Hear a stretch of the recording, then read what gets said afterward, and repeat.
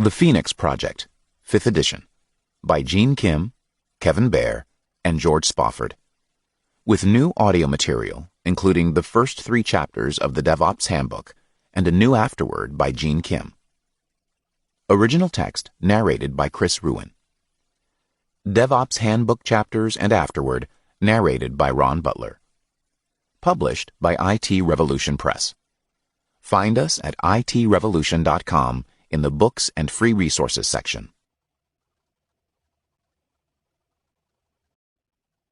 Press release by Kelly Lawrence, Chief Industry Analyst, Nestor Myers. For immediate release. Company, Parts Unlimited. Stock trader symbol, PAUD. Rating, Sell. Price target, $8. Current, $13. Effective immediately, Parts Unlimited CEO Steve Masters is stepping down from his role as chairman after 8 years of holding that position. Board Director Bob Strauss, who served as company chairman and CEO 2 decades ago, is returning from retirement to assume the role of chairman. Parts Unlimited stock has tumbled 19% in the last 30 days under heavy trading, down 52% from its peak 3 years ago. The company continues to be outmaneuvered by its arch-rival, famous for its ability to anticipate and instantly react to customer needs. Parts Unlimited now trails the competition in sales growth, inventory turns, and profitability. The company has long promised that its Phoenix program will restore profitability and close the gap by tightly integrating its retailing and e-commerce channels.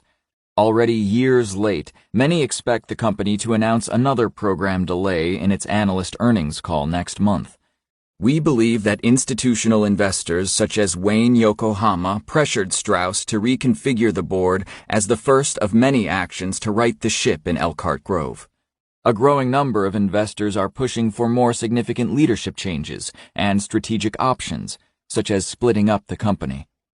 Despite Masters' past achievements that transformed Parts Unlimited into one of the top automotive parts manufacturers and retailers, we believe splitting up the chairman and CEO roles is long overdue.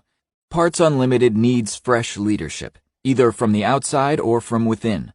We believe Sarah Moulton, Senior Vice President of Retail Operations and a rising star at the company, could just be what the company needs.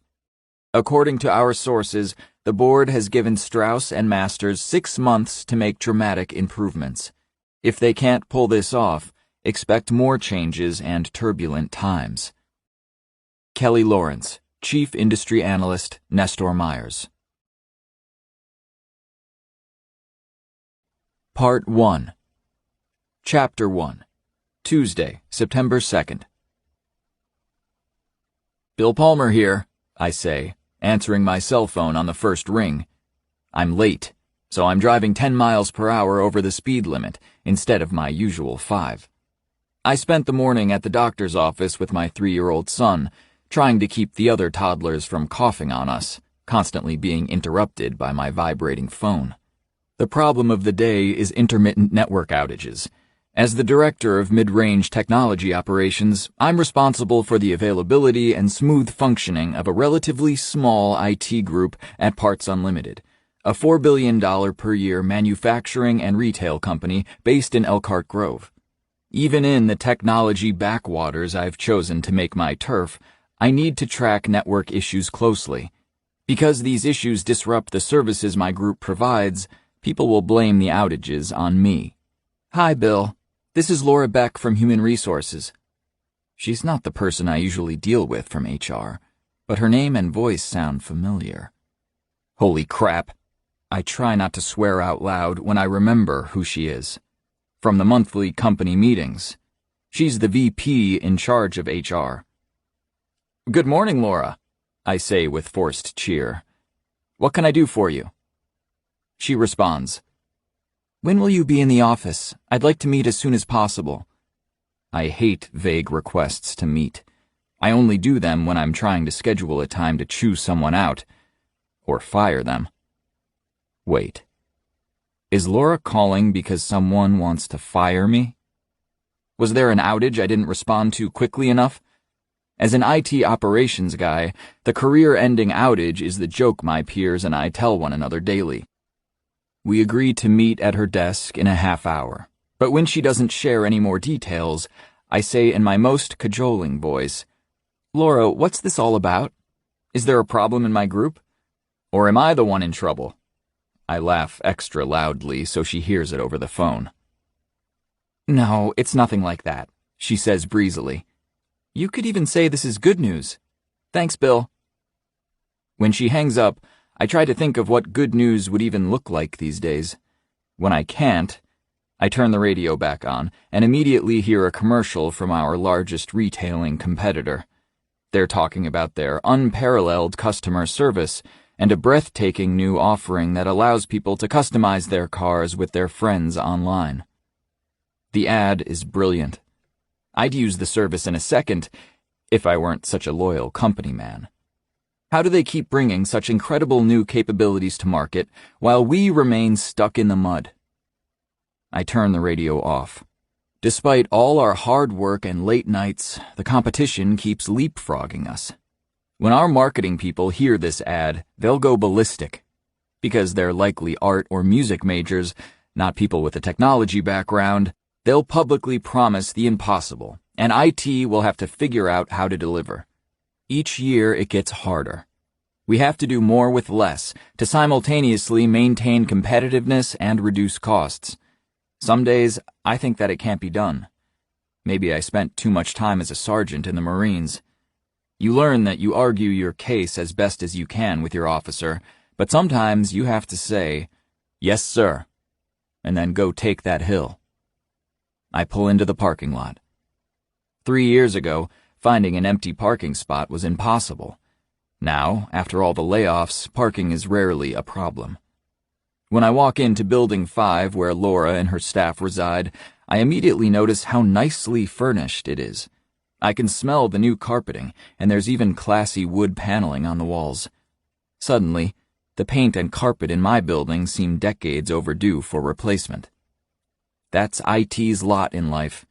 At least we're not in a dingy, dimly lit, dank basement, like in the British TV show, The IT Crowd. When I get to Laura's office, she looks up and smiles. "Good seeing you again, Bill."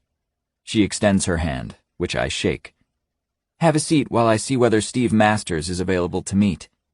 "Steve Masters? Our CEO?" She picks up and dials her phone while I sit down, looking around. The last time I was here was a couple of years ago, when HR notified us that we needed to dedicate a room for nursing mothers. We were critically short of office and meeting space, and we had big project deadlines looming. We merely wanted to use a conference room in a different building. However, Wes made it sound like we were a bunch of 1950s Mad Men Neanderthals. Shortly afterward, we were both summoned here for a half-day of political rehabilitation and sensitivity training. Thanks, Wes. Among other things, Wes is in charge of the networks, which is why I track network outages so closely. Laura thanks the person on the other end of the phone and turns back to me. "Thanks for coming down on short notice. How is your family doing these days?" she asks. My brow furrows. If I wanted to chit-chat, there are many people I'd rather talk to than someone in HR. I force myself to banter about our families and kids, trying not to think about my other pressing commitments. Eventually, I say, without much grace, "So what can I do for you this morning?" "Of course." She pauses and then says, "Effective as of this morning, Luke and Damon are no longer with the company. This went all the way to the top, with Steve getting involved. He's chosen you to be the VP of IT operations." She smiles broadly, holding out her hand again. "You're our newest VP in the company, Bill. I think some congratulations are in order." Holy crap. I numbly shake her hand. No. The last thing I want is a promotion. Luke was our CIO, or Chief Information Officer. Damon worked for him and was my boss, in charge of IT operations across the entire company. Both gone, just like that. I didn't see this coming. There wasn't any chatter on the subspace radio. Nothing. For the last decade, like clockwork, new CIOs would come and go every 2 years. They stay just long enough to understand the acronyms, learn where the bathrooms are, implement a bunch of programs and initiatives to upset the apple cart, and then they're gone. CIO stands for Career is Over. And VPs of IT operations don't last much longer. I've figured out that the trick to a long career in IT operations management is to get enough seniority to get good things done, but to keep your head low enough to avoid the political battles that make you inherently vulnerable. I have absolutely no interest in becoming one of the VPs who just give each other PowerPoints all day long. Fishing for more information, I joke. 2 executives leaving at the same time? Were they stealing money from the stores late at night?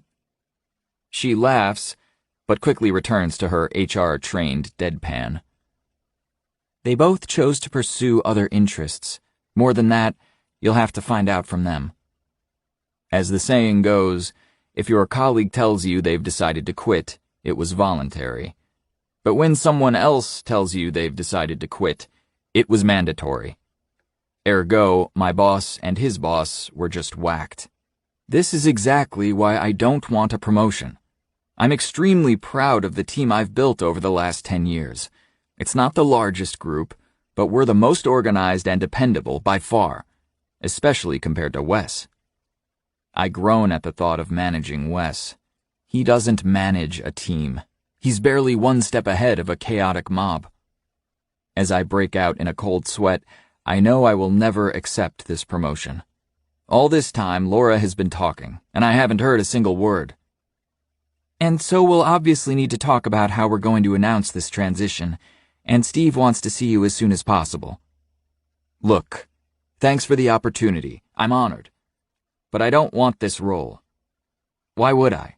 I love my current job, and there are tons of important things that still need to be done. I don't think this is optional, she says, looking sympathetic. This came straight from Steve. He chose you personally, so you'll have to talk with him. I stand up and reiterate firmly, no, really. Thanks for thinking of me, but I've already got a great job. Good luck finding someone else. Minutes later, Laura is walking me to Building 2, the tallest building on campus.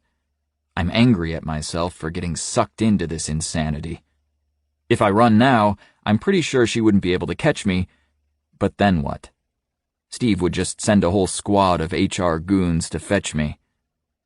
I don't say anything, definitely not feeling like small talk anymore. Laura doesn't seem to care, walking briskly beside me, nose buried in her phone, occasionally gesturing directions. She finds Steve's office without ever looking up, obviously having made this walk many times before. This floor is warm and inviting, furnished just like it was in the 1920s when the building was constructed. With dark hardwood floors and stained glass windows, it's from an era when everyone wore suits and smoked cigars in their offices. The company was booming then. Parts Unlimited made various widgets inside almost every make of automobile, when horses were being vanquished from daily life. Steve has a corner office, where a no-nonsense woman is keeping guard. She's about 40, radiating cheerfulness and a sense of organization and order. Her desk is tidy, with post-it notes everywhere on the wall. There's a coffee mug with the words, "Don't mess with Stacy" by her keyboard. "Hi, Laura," she says, looking up from her computer. "Busy day, huh? So this is Bill." "Yep, in the flesh," Laura replies, smiling. To me, she says, "Stacy keeps Steve in line. You'll grow to know her well, I suspect. You and I can finish up later." Then she leaves. Stacy smiles at me. "Pleasure. I've heard a lot about you already. Steve is expecting you." She points to his door. I immediately like her, and I think about what I've just learned. It's been a busy day for Laura. Stacy and Laura are on very familiar terms. Steve has HR on speed dial. Apparently, people who work for Steve don't last long. Great. Walking in, I'm a little surprised to find Steve's office looks just like Laura's. It's the same size as my boss's office, or rather, my ex-boss's office, and potentially my new office if I'm stupid, which I am not. Maybe I was expecting Persian rugs, water fountains, and large sculptures everywhere. Instead, there are photos on the wall of a small propeller airplane, his smiling family, and, to my surprise, one of him in a U.S. Army uniform on a runway somewhere tropical. I note with surprise the insignia visible on his lapels. So, Steve was a major. He is sitting behind his desk, scrutinizing what appear to be paper spreadsheets. There's a laptop open behind him, displaying a browser full of stock graphs. "Bill, good to see you again," he says, standing and shaking my hand. "It's been a long time. About 5 years, right? It was after you pulled off that amazing project to integrate one of the manufacturing acquisitions. I trust life has been treating you well?" I'm surprised and a bit flattered that he remembered our brief interaction, especially when it was so long ago. I smile in return, saying, "Yes, very well, thank you. I'm amazed you remember something so far back." "You think we give out awards like that to just anyone?" he says earnestly. "That was an important project. To make that acquisition pay off, we needed to nail it, which you and your team did superbly. I'm sure Laura has told you a bit about the organizational changes I've made. You know Luke and Damon are no longer with the company. I intend to fill the CIO position eventually, but in the meantime, all of IT will report to me." He continues, brisk and businesslike. "However, with Damon's departure, I have an organizational hole I need to fill. Based on our research, you're clearly the best candidate to take over as VP of IT operations." As if he just remembered, he says, "You were a Marine. When and where?" I announce automatically, 22nd Marine Expeditionary Unit, Sergeant. I was in for 6 years but never saw combat. Remembering how I joined the Marines as a cocky 18-year-old, I say with a smile, "The Corps really straightened me out. I owe them a lot, but I sure hope neither of my sons join under the same conditions I did." "I bet," Steve laughs. "I was in the Army for 8 years myself, slightly longer than I was obligated to. But I didn't mind. ROTC was the only way I could pay for college, and they treated me well." He adds, "They didn't coddle us like they did you Marines, but I still can't complain." I laugh, finding myself liking him. This is the longest interaction we've had. I suddenly wonder if this is what politicians are like. I try to stay focused on why he summoned me here. He's going to ask me to undertake some kamikaze mission. "Here's the situation," he says, motioning me to have a seat at his conference table. "As I'm sure you're aware, we must regain profitability. To do that, we need to increase our market share and average order sizes. Our retail competitors are kicking our ass. The whole world knows this, which is why our stock price is half what it was 3 years ago." He continues, "Project Phoenix is essential to closing the gap with the competition, so we can finally do what the competition has been doing for years. Customers need to be able to buy from us from wherever they want, whether it's on the internet or in our retail stores. Otherwise, we'll soon have no customers, at all." I nod. I might be in the technology backwaters, but my team has been involved with Phoenix for years. Everyone knows how important it is. "We're years late delivering," he continues. "Our investors and Wall Street are howling, and now my board is losing confidence in our ability to hit our commitments. I'll be blunt," he says. "The way things are going, I'll be out of a job in 6 months. As of last week, Bob Strauss, my old boss, is the new chairman of the company.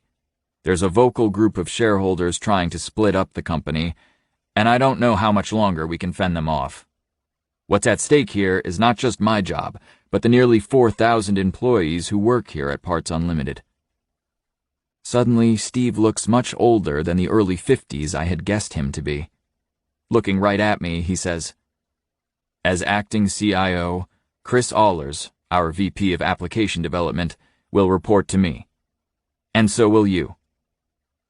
He stands up and starts to pace. "I need you to keep all the things that are supposed to be up, well, up. I need someone reliable, who isn't afraid to tell me bad news. Above all, I need someone I can trust to do the right thing. That integration project had many challenges, but you always kept a cool head. You've built a reputation as someone who is dependable, pragmatic, and willing to say what you really think. He's been candid with me, so I reply with the same. Sir, with all due respect, it seems very difficult for senior IT leadership to succeed here. Any request for budget or staff is always shot down, and executives are replaced so quickly, some never even get a chance to fully unpack. With finality, I say, mid-range operations is critical to getting Phoenix done too. I need to stay there to see those things through to completion. I appreciate you thinking of me, but I can't accept. However, I promise I'll keep my eyes open for any good candidates. Steve looks at me appraisingly, his expression surprisingly grave. We've had to cut budgets across the entire company. That edict came straight from my board. My hands were tied. I won't make promises I can't keep, but I can promise you I'll do whatever it takes to support you and your mission. Bill, I know you didn't ask for this job, but the company's survival is at stake here. I need you to help me save this great company. Can I count on you? Oh, come on. Before I can politely decline again, I suddenly hear myself saying, "Yes, sir, you can count on me." I panic, realizing that Steve somehow used some Jedi mind trick on me. I force myself to stop talking before I make some more dumb promises. Congratulations, Steve says, standing up and shaking my hand firmly. He clasps my shoulder. I knew you'd do the right thing. On behalf of the entire executive team, we're grateful for you stepping up. I look at his hand grasping mine, wondering if I can backpedal my way out. Not a chance in hell, I decide. Swearing to myself, I say, I'll do my best, sir. And could you at least explain why no one who accepts this position lasts very long? What do you want most from me? And what don't you want? With a resigned half-smile, I add, if I fail, I'll try to make sure it's in a new and novel way. I like that, Steve says, laughing loudly. What I want is for IT to keep the lights on. It should be like using the toilet. I use the toilet, and, hell, I don't ever worry about it not working. What I don't want is to have the toilets back up and flood the entire building. He smiles broadly at his own joke. Great. In his mind, I'm a glorified janitor. He continues. You have a reputation of running the tightest ship in the IT organization, so I'm giving you the entire fleet. I expect you to make them all run the same way. I need Chris focused on Phoenix execution. Anything in your area of responsibility that takes focus away from Phoenix is unacceptable. That applies not just to you and Chris, but everyone else in this company. Is that clear? Absolutely, I say, nodding. You want the IT systems to be reliable and available, and for the business to be able to depend on them. You want disruptions to normal operations kept to an absolute minimum so that the business can focus on getting Phoenix done. Looking surprised, Steve nods. Exactly, yes, well put. Whatever you said, that's exactly what I want. He hands me an email printout from Dick Landry, the CFO. From Dick Landry, to Steve Masters, date September 2nd, 8:27 a.m. Priority, highest. Subject, action needed. Payroll run is failing. Hey, Steve, we've got serious issues with this week's payroll. We're trying to figure out if the problem is with the numbers or in the payroll system. Either way, thousands of employees have paychecks stuck in system and are at risk of not getting paid. Seriously bad news. We must fix this before payroll window closes at 5 p.m. today. Please advise on how to escalate this, given the new IT org. Dick. I wince. Employees not getting paychecks means families not being able to pay their mortgages or put food on the table. Suddenly, I realize that my family's mortgage payment is due in 4 days, and we could be one of the families affected. A late mortgage payment could screw up our credit rating even more, which we spent years repairing after we put Paige's student loans on my credit card. You want me to jump on this and manage the incident to conclusion?" Steve nods, giving me the thumbs up. "Keep me posted on the progress, please." His expression turns grave. "Every responsible company takes care of its employees. Many of our factory workers live from paycheck to paycheck. Do not create hardship for their families, you hear? This could get us in trouble with the union, maybe even triggering a work stoppage, creating some very bad press for us." I nod automatically. "Restore critical business operations and keep us out of the front page news. Got it. Thanks." Why exactly I'm thanking him is not clear. Chapter 2, Tuesday, September 2nd. "How'd it go in there?" Stacy asks kindly, looking up from her keyboard. I just shake my head. I can't believe it. He just talked me into taking a new job I don't want. How did that happen? "He can be very persuasive," she says. "For what it's worth, he's one of a kind. I've worked for him for nearly 10 years, and I'll follow him anywhere. Anything I can help with to make your job easier?" Thinking for a moment, I ask, "There's an urgent payroll issue that needs to be fixed. Dick Landry is on floor 3, right? Here you go," she says before I've finished asking my question, handing me a post-it note with all of Dick's contact information. Office location, phone numbers, and everything. Grateful, I smile at her. "Thanks a lot, you are fantastic." I dial Dick's cell phone on my way to the elevator. "Dick here," he answers gruffly, still typing in the background. "This is Bill Palmer. Steve just made me the new VP of IT operations, and he asked me to—" "Congratulations," he interrupts. "Now look, my people found a huge payroll irregularity. When can you get to my office?" "Right away," I reply. I hear the click of him ending the call. I've had warmer welcomes. On the 3rd floor, I walk through finance and accounting, surrounded by pinstriped shirts and starched collars. I find Dick at his desk, still on the phone with someone. When he sees me, he puts his hand over the mouthpiece. "You from IT?" he asks gruffly. When I nod, he says into the phone, "Look, I gotta run. Someone who's supposedly going to help is finally here. I'll call you back." Without waiting for an answer, he hangs up the phone. I've never actually seen someone who routinely hangs up on people. I brace myself for a conversation that is likely to be short on any comforting, let's get to know each other foreplay. As though in a hostage situation, I slowly raise my hands, showing Dick the printed email. "Steve just told me about the payroll outage. What's the best way for me to get some situational awareness here?" "We're in deep kimchi," Dick responds. "In yesterday's payroll run, all of the records for the hourly employees went missing. We're pretty sure it's an IT issue. This screw-up is preventing us from paying our employees, violating countless state labor laws, and, no doubt, the union is going to scream bloody murder." He mutters under his breath for a moment. "Let's go see Anne, my operations manager. She's been pulling her hair out since yesterday afternoon." Walking quickly to keep up, I nearly run into him when he stops and peers through a conference room window. He opens the door. "How's it going in here, Anne?" There are 2 well-dressed women in the room. One, around 45 years old, studies the whiteboard, filled with flowcharts and a lot of tabulated numbers, and the other, in her early 30s, types on a laptop. Spreadsheets are strewn all over the large conference room table. The older woman gestures with an open marker at what appears to be a list of potential failure causes. Something about the way they dress, and their concerned and irritated expressions, makes me think they were recruited from a local accounting firm. Ex-auditors. Good to have them on our side, I suppose. Anne shakes her head in exhausted frustration. "Not much progress, I'm afraid. We're almost certain it's an IT systems failure in one of the upstream timekeeping systems. All of the hourly factory worker records got screwed up in the last upload." Dick interrupts her. "This is Bill from IT. He's been assigned to fix this mess or die trying, is what I think he said."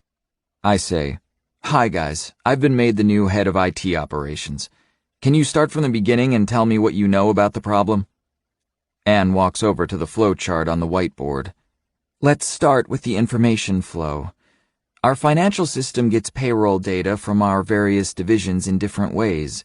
We roll up all the numbers for salaried and hourly personnel, which includes wages and taxes.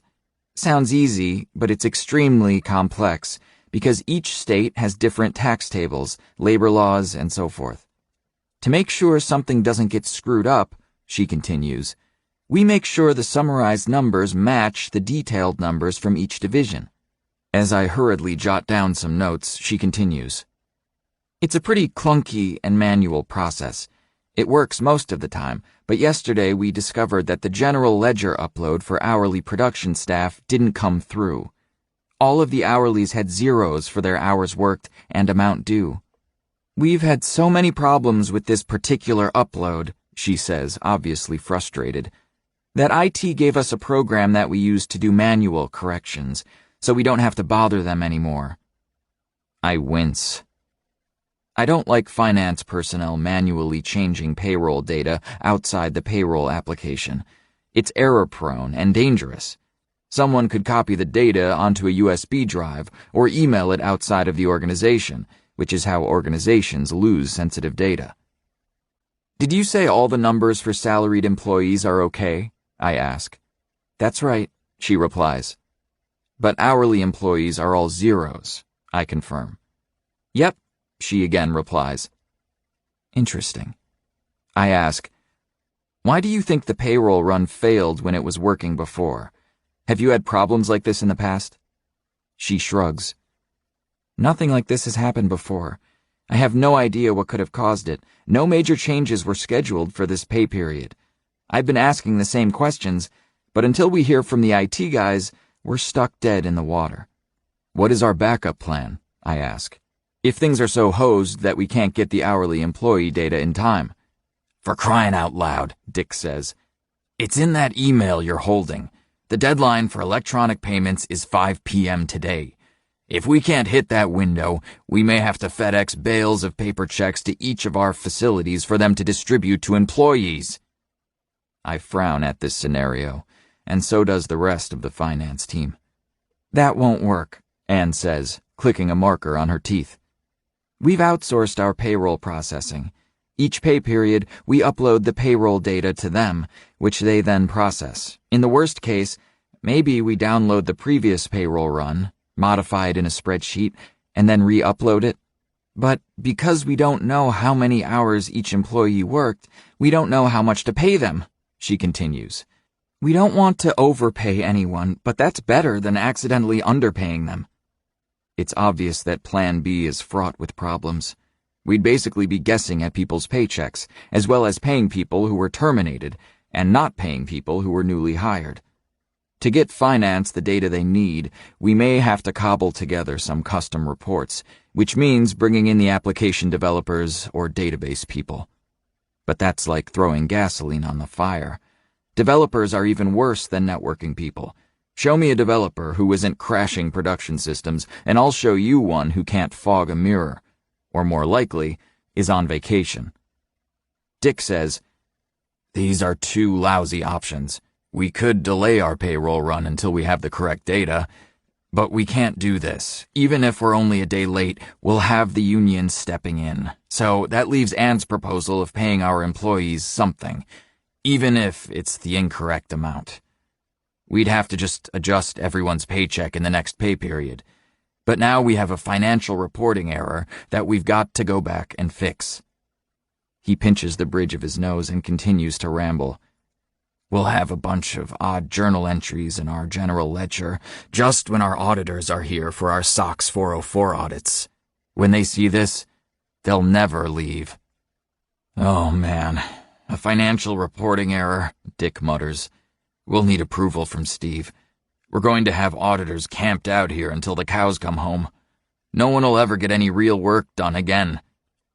SOX 404 is short for the Sarbanes-Oxley Act of 2002, which Congress enacted in response to the accounting failures at Enron, WorldCom, and Tyco.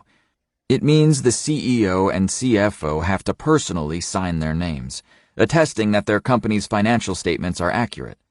Everyone longs for the days when we didn't spend half our time talking to auditors, complying with each new regulatory requirement du jour. I look at my notes and then at the clock. Time is running out. Dick, based on what I've heard, I recommend that you continue to plan for the worst and we fully document Plan B, so we can pull it off without further complications. Furthermore, I request that we wait until 3 p.m. before making a decision. We may still be able to get all the systems and data back. When Anne nods, Dick says, "Okay, you've got 4 hours." I say, "Rest assured that we understand the urgency of the situation and that you'll be appraised of how it's going as soon as I find out myself." "Thanks, Bill," Anne says. Dick remains silent as I turn around and walk out the door. I feel better, now that I've seen the problem from the business perspective. It's now time to get under the covers and find out what broke the complex payroll machinery. While walking down the stairs, I dig out my phone and scan my emails. My feeling of calm focus disappears when I see that Steve hasn't sent out an announcement of my promotion. Wes Davis and Patty McKee, who until today were my peers, still have no idea that I'm now their new boss. Thanks, Steve. When I enter Building 7, it hits me. Our building is the ghetto of the entire Parts Unlimited campus. It was built in the 1950s and last remodeled in the 1970s, obviously built for utility, not aesthetics. Building 7 used to be our large brake pad manufacturing factory until it was converted into data center and office space. It looks old and neglected. The security guard says cheerfully, "Hello, Mr. Palmer. How's the morning going so far?" For a moment, I'm tempted to ask him to wish me luck so he can get paid the correct amount this week. Of course, I merely return his friendly greeting. I'm headed toward the Network Operations Center, or as we call it, the NOC, where Wes and Patty are most likely to be. They're now my two primary managers. Wes is Director of Distributed Technology Operations. He has a technical responsibility for over 1,000 Windows servers, as well as the database and networking teams. Patty is the Director of IT Service Support. She owns all the Level 1 and 2 help desk technicians who answer the phones around the clock, handling break-fix issues and support requests from the business. She also owns some of the key processes and tools that the entire IT operations organization relies upon, like the trouble ticketing system, monitoring, and running the change management meetings. I walk past rows upon rows of cubicles, the same as every other building. However, unlike buildings 2 and 5, I see peeling paint and dark stains seeping through the carpet. This part of the building was built on top of what used to be the main assembly floor. When they converted it, they couldn't get all the machine oil cleaned up. No matter how much sealant we put down to coat the floors, oil still has a tendency to seep through the carpet. I make a note to put in a budget request to replace the carpets and paint the walls. In the Marines, keeping the barracks neat and tidy was not only for aesthetics, but also for safety. Old habits die hard. I hear the knock before I see it. It's a large bullpen area, with long tables set up along one wall, displaying the status of all the various IT services on large monitors. The Level 1 and 2 help desk people sit at the 3 rows of workstations. It's not exactly like Mission Control in the movie Apollo 13, but that's how I explain it to my relatives. When something hits the fan, you need all the various stakeholders and technology managers to communicate and coordinate until the problem is resolved, like now. At the conference table, 15 people are in the midst of a loud and heated discussion, huddled around one of the classic gray speakerphones that resembles a UFO. Wes and Patty are sitting next to each other at the conference table, so I walk behind them to listen in. Wes leans back in his chair with his arms crossed over his stomach. They don't get all the way across. At 6 feet 3 inches tall and over 250 pounds, he casts a shadow on most people. He seems to be in constant motion and has a reputation of saying whatever is on his mind. Patty is the complete opposite. Where Wes is loud, outspoken, and shoots from the hip, Patty is thoughtful, analytical, and a stickler for processes and procedures. Where Wes is large, combative, and sometimes even quarrelsome, Patty is elfin, logical, and level-headed. She has a reputation for loving processes more than people, and is often in the position of trying to impose order on the chaos in IT. She's the face of the entire IT organization. When things go wrong in IT, people call Patty. She's our professional apologist, whether it's services crashing, web pages taking too long to load, or, as in today's case, missing or corrupted data. They also call Patty when they need their work done, like upgrading a computer, changing a phone number, or deploying a new application. She does all of the scheduling, so people are always lobbying her to get their work done first. She'll then hand it off to people who do the work. For the most part, they live in either my old group or in Wes's group. Wes pounds the table, saying, "Just get the vendor on the phone and tell them that unless they get a tech down here pronto, we're going to the competition. We're one of their largest customers. We should probably have abandoned that pile of crap by now, come to think of it." He looks around and jokes. "You know the saying, right? The way you can tell a vendor is lying is when their lips are moving." One of the engineers across from Wes says, "We have them on the phone right now. They say it'll be at least 4 hours before their SAN field engineer is on site." I frown. Why are they talking about the SAN? Storage area networks provide centralized storage to many of our most critical systems, so failures are typically global. It won't be just one server that goes down. It'll be hundreds of servers that go down all at once. While Wes starts arguing with the engineer, I try to think. Nothing about this payroll run failure sounds like a SAN issue. Anne suggested that it was probably something in the timekeeping application supporting each plant. "But after we tried to roll back the SAN, it stopped serving data entirely," another engineer says. "Then the display started displaying everything in kanji." Well, we think it was kanji. Whatever it was, we couldn't make heads or tails of those little pictures. That's when we knew we needed to get the vendor involved. Although I'm joining late, I'm convinced we're totally on the wrong track. I lean in to whisper to Wes and Patty. "Can I get a minute with you guys in private?" Wes turns and, without giving me his full attention, says loudly, "Can't it wait? In case you haven't noticed, we're in the middle of a huge issue here." I put my hand firmly on his shoulder. "Wes, this is really important.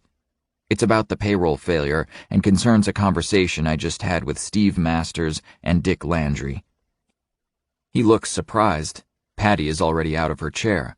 "Let's use my office," she says, leading the way.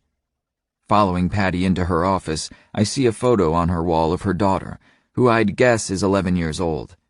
I'm amazed at how much she looks like Patty. Fearless, incredibly smart, and formidable, in a way that is a bit scary in such a cute little girl. In a gruff voice, Wes says, "Okay, Bill, what's so important that you think is worth interrupting a Sev 1 outage in progress?" That's not a bad question. Severity 1 outages are serious business-impacting incidents that are so disruptive, we typically drop everything to resolve them. I take a deep breath. "I don't know if you've heard, but Luke and Damon are no longer with the company. The official word is that they've decided to take some time off. More than that, I don't know." The surprised expressions on their faces confirm my suspicions. They didn't know. I quickly relate the events of the morning. Patty shakes her head, uttering a tisk-tisk in disapproval. Wes looks angry. He worked with Damon for many years. His face reddens. "So now we're supposed to take orders from you? Look, no offense, pal, but aren't you a little out of your league? You've managed the mid-range systems, which are basically antiques, for years. You created a nice, cushy little job for yourself up there. And you know what? You have absolutely no idea how to run modern distributed systems. To you, the 1990s is still the future." "Quite frankly," he says, "I think your head would explode if you had to live with the relentless pace and complexity of what I deal with every day." I exhale while counting to 3. "You want to talk to Steve about how you want my job? Be my guest. Let's get the business what they need first and make sure that everyone gets paid on time." Patty responds quickly. "I know you weren't asking me, but I agree that the payroll incident needs to be our focus." She pauses and then says, "I think Steve made a good choice. Congratulations, Bill. When can we talk about a bigger budget?" I flash her a small smile and a nod of thanks, returning my gaze to Wes. A couple moments go by, and expressions I can't quite decipher cross his face. Finally, he relents. Yeah, fine. And I will take you up on your offer to talk to Steve. He's got a lot of explaining to do. I nod. Thinking about my own experience with Steve, I genuinely wish Wes luck if he actually decides to have a showdown with him. Thank you for your support, guys. I appreciate it. Now, what do we know about the failure, or failures? What's all this about some SAN upgrade yesterday? Are they related? We don't know, Wes shakes his head. We were trying to figure that out when you walked in. We were in the middle of a SAN firmware upgrade yesterday when the payroll run failed.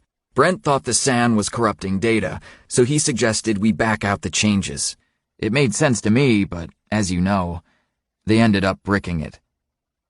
Up until now, I've only heard bricking something in reference to breaking something small, like when a cell phone update goes bad.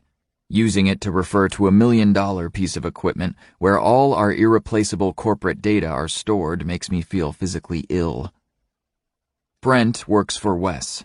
He's always in the middle of the important projects that IT is working on. I've worked with him many times. He's definitely a smart guy, but can be intimidating because of how much he knows. What makes it worse is that he's right most of the time. You heard them, Wes says, gesturing toward the conference table where the outage meeting continues unabated. The SAN won't boot, won't serve data, and our guys can't even read any of the error messages on the display because they're in some weird language. Now we've got a bunch of databases down, including, of course, payroll. To work the SAN issue, we had to pull Brent off of a Phoenix job we promised to get done for Sarah, Patty says ominously. There's going to be hell to pay. Uh-oh. What exactly did we promise her? I ask, alarmed. Sarah is the senior vice president of retail operations, and she also works for Steve. She has an uncanny knack for blaming other people for her screw-ups, especially IT people. For years, she's been able to escape any sort of real accountability. Although I've heard rumors that Steve is grooming her as his replacement, I've always discounted that as being totally impossible. I'm certain that Steve can't be blind to her machinations. Sarah heard from someone that we were late getting a bunch of virtual machines over to Chris, she replies. We dropped everything to get on it. That is, until we had to drop everything to fix the SAN. Chris Allers, our VP of Application Development, is responsible for developing the applications and code that the business needs, which then get turned over to us to operate and maintain. Chris's life is currently dominated by Phoenix. I scratch my head. As a company, we've made a huge investment in virtualization. Although it looks uncannily like the mainframe operating environment from the 1960s, virtualization changed the game in Wes's world. Suddenly, you don't have to manage thousands of physical servers anymore. They're now logical instances inside of one big iron server, or maybe even residing somewhere in the cloud. Building a new server is now a right-click inside of an application. Cabling? It's now a configuration setting. But despite the promise that virtualization was going to solve all our problems, here we are, still late in delivering a virtual machine to Chris. If we need Brent to work the SAN issue, keep him there. I'll handle Sarah, I say. But if the payroll failure was caused by the SAN, why didn't we see more widespread outages and failures? Sarah is definitely going to be one unhappy camper. You know, suddenly I don't want your job anymore, Wes says with a loud laugh. Don't get yourself fired on your first day. They'll probably come for me next. Wes pauses to think. You know, you have a good point about the SAN. Brent is working the issue right now. Let's go to his desk and see what he thinks. Patty and I both nod. It's a good idea. We need to establish an accurate timeline of relevant events, and so far, we're basing everything on hearsay. That doesn't work for solving crimes, and it definitely doesn't work for solving outages. Chapter 3. Tuesday, September 2nd. I follow Patty and Wes as they walk past the knock, into the sea of cubicles. We end up in a giant workspace created by combining 6 cubicles. A large table sits against one wall with a keyboard and 4 LCD monitors, like a Wall Street trading desk. There are piles of servers everywhere, all with blinking lights. Each portion of the desk is covered by more monitors, showing graphs, login windows, code editors, Word documents, and countless applications I don't recognize. Brent types away in a window, oblivious to everything around him. From his phone, I hear the knock conference line. He obviously doesn't seem worried that the loud speakerphone might bother his neighbors. "Hey Brent, you got a minute?" Wes asks loudly, putting a hand on his shoulder. "Can it wait?" Brent replies without even looking up. "I'm actually kind of busy right now. Working the SAN issue, you know?" Wes grabs a chair. "Yeah, that's what we're here to talk about." When Brent turns around, Wes continues, "Tell me again about last night. What made you conclude that the SAN upgrade caused the payroll run failure?" Brent rolls his eyes. "I was helping one of the SAN engineers perform the firmware upgrade after everybody went home. It took way longer than we thought. Nothing went according to the tech note. It got pretty hairy, but we finally finished around 7 o'clock. We rebooted the SAN, but then all the self-tests started failing. We worked it for about 15 minutes, trying to figure out what went wrong. That's when we got the emails about the payroll run failing. That's when I said, 'Game over.' We were just too many versions behind. The SAN vendor probably never tested the upgrade path we were going down. I called you, telling you I wanted to pull the plug. When you gave me the nod, we started the rollback. That's when the SAN crashed," he says, slumping in his chair. "It not only took down payroll, but a bunch of other servers too. We've been meaning to upgrade the SAN firmware for years, but we never got around to it," Wes explains, turning to me. "We came close once, but then we couldn't get a big enough maintenance window. Performance has been getting worse and worse, to the point where a bunch of critical apps were being impacted. So finally, last night, we decided to just bite the bullet and do the upgrade." I nod. Then my phone rings. It's Anne, so I put her on speakerphone. "As you suggested, we looked at the data we pulled from the payroll database yesterday. The last pay period was fine, but for this pay period, all the Social Security numbers for the factory hourlies are complete gibberish, and all their hours worked and wage fields are zeros too. No one has ever seen anything like this before." "Just one field is gibberish?" I ask, raising my eyebrows in surprise. "What do you mean by gibberish? What's in the fields?"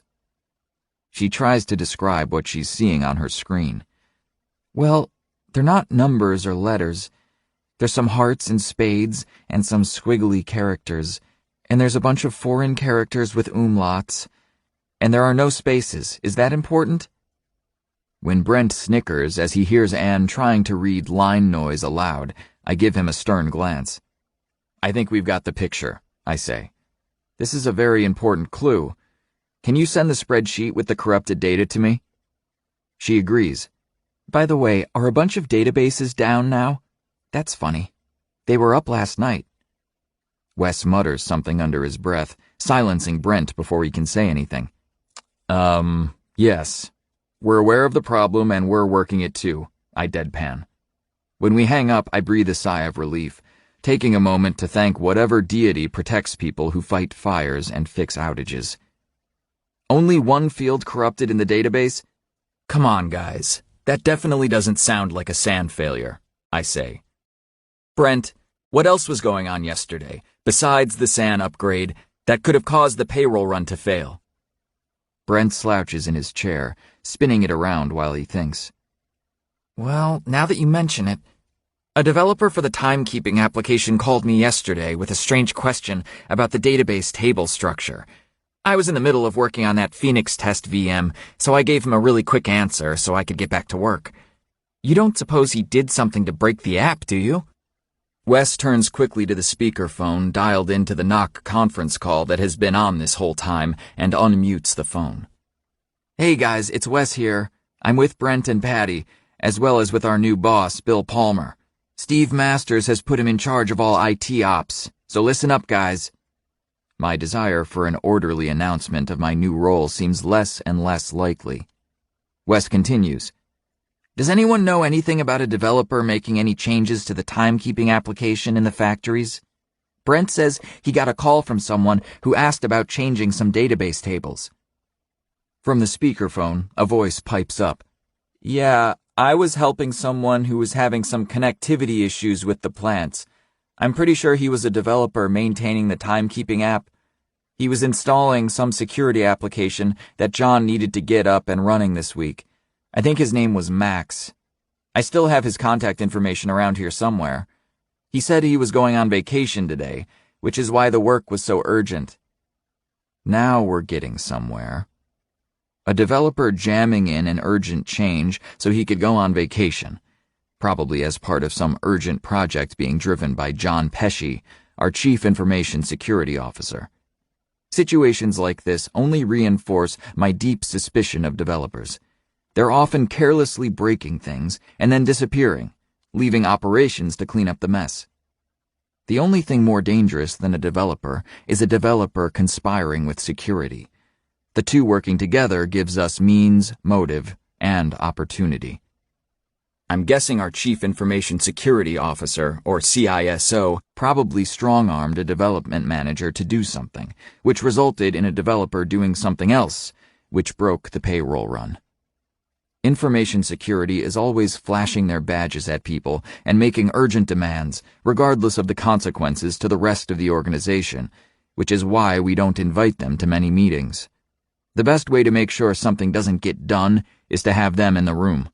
They're always coming up with a million reasons why anything we do will create a security hole that alien space hackers will exploit to pillage our entire organization and steal all our code, intellectual property, credit card numbers, and pictures of our loved ones. These are potentially valid risks, but I often can't connect the dots between their shrill, hysterical, and self-righteous demands and actually improving the defensibility of our environment. Okay, guys, I say decisively. The payroll run failure is like a crime scene, and we're Scotland Yard. The SAN is no longer a suspect, but unfortunately, we've accidentally maimed it during our investigation. Brent, you keep working on the injured SAN. Obviously, we've got to get it up and running soon. Wes and Patty, our new persons of interest are Max and his manager, I say. Do whatever it takes to find them, detain them, and figure out what they did. I don't care if Max is on vacation. I'm guessing he probably messed up something, and we need to fix it by 3 p.m. I think for a moment. I'm going to find John. Either of you want to join me? Wes and Patty argue over who will help interrogate John. Patty says adamantly, "It should be me. I've been helping to keep John's people in line for years. They never follow our process, and it always causes problems. I'd love to see Steve and Dick rake him over the coals for pulling a stunt like this." It is apparently a convincing argument, as Wes says, "Okay, he's all yours. I almost feel sorry for him now." I suddenly regret my choice of words. This isn't a witch hunt, and I'm not looking for retribution. We still need a timeline of all relevant events leading up to the failure. Jumping to inappropriate conclusions caused the SAN failure last night. We won't make these kinds of mistakes again, not on my watch. As Patty and I call John, I squint at the phone number on Patty's screen, wondering if it's time to heed my wife's advice to get glasses. Yet another reminder that 40 is just around the corner. I dial the number, and a voice answers in one ring. "John here." I quickly tell him about the payroll and SAN failure, and then ask, "Did you make any changes to the timekeeping application yesterday?" He says, "That sounds bad, but I can assure you that we didn't make any changes to your mid-range systems. Sorry I can't be of more help." I sigh. I thought that by now either Steve or Laura would have sent out the announcement of my promotion. I seem destined to explain my new role in every interaction I have. I wonder if it would be easier if I just sent out the announcement myself. I repeat the abridged story of my hasty promotion yet again. "Wes, Patty, and I heard that you were working with Max to deploy something urgent yesterday. What was it?" "Luke and Damon are gone?" John sounds surprised. "I never thought that Steve would actually fire both of them over a compliance audit finding. But who knows? Maybe things are finally starting to change around here. Let this be a lesson to you, Bill. You operations people can't keep dragging your feet on security issues anymore. Just some friendly advice. Speaking of which, I'm suspicious about how the competition keeps getting the jump on us. he continues. As they say, once is coincidence, twice is happenstance, third must be enemy action. Maybe our salespeople's email systems have been hacked. That would sure explain why we're losing so many deals. John continues to talk, but my mind is still stuck at his suggestion that Luke and Damon may have been fired over something security-related. It's possible. John routinely deals with some pretty powerful people, like Steve and the board, as well as the internal and external auditors. However, I'm certain Steve didn't mention either John or information security as reasons for their departure, only the need to focus on Phoenix. I look at Patty questioningly. She just rolls her eyes and then twirls her finger around her ear. Clearly, she thinks John's theory is crazy. Has Steve given you any insights on the new org structure? I ask out of genuine curiosity. John is always complaining that information security was always prioritized too low. He's been lobbying to become a peer of the CIO, saying it would resolve an inherent conflict of interest. To my knowledge, he hasn't succeeded.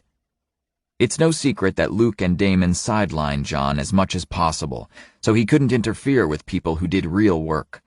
John still managed to show up at meetings, despite their best efforts. What? I have no clue what's going on, he says in an aggrieved tone, my question apparently striking a nerve. I'm being kept in the dark like usual. I'll probably be the last to find out, too, if history is any guide. Until you told me, I thought I was still reporting to Luke. And now that he's gone, I don't know who I'm reporting to. You got a call from Steve? This is all above my pay grade. I'm as much in the dark as you are, I respond, playing it dumb. Quickly changing the subject, I ask, what can you tell us about the timekeeping app change? I'll call Steve and find out what's going on. He's probably forgotten information security even exists, he continues, making me wonder whether we'll ever be able to talk about payroll. To my relief, he finally says, Okay, yeah, you were asking about Max. We had an urgent audit issue around storage of PII, that is, personally identifiable information like SSNs. That's social security numbers, obviously, birthdays, and so forth. European Union law and now many U.S. state laws prohibit us from storing that kind of data. We got a huge audit finding around this. I knew it was up to my team to save this company from itself and prevent us from getting dinged again. That would be front-page news, you know. He continues. We found a product that tokenized this information, so we no longer have to store the SSNs. It was supposed to be deployed almost a year ago, but it never got done, despite all my badgering. Now we're out of time. The payment card industry auditors, that's PCI for short, are here later this month, so I fast-tracked the work with the timekeeping team to get it done. I stare at my phone, speechless. On the one hand, I'm ecstatic because we found the smoking gun in John's hand. John's mention of the SSN field matches Anne's description of the corrupted data. On the other hand, let me see if I've got this right, I say slowly. You deployed this tokenization application to fix an audit finding which caused the payroll run failure, which has Dick and Steve climbing the walls? John responds hotly. First, I am quite certain the tokenization security product didn't cause the issue. It's inconceivable.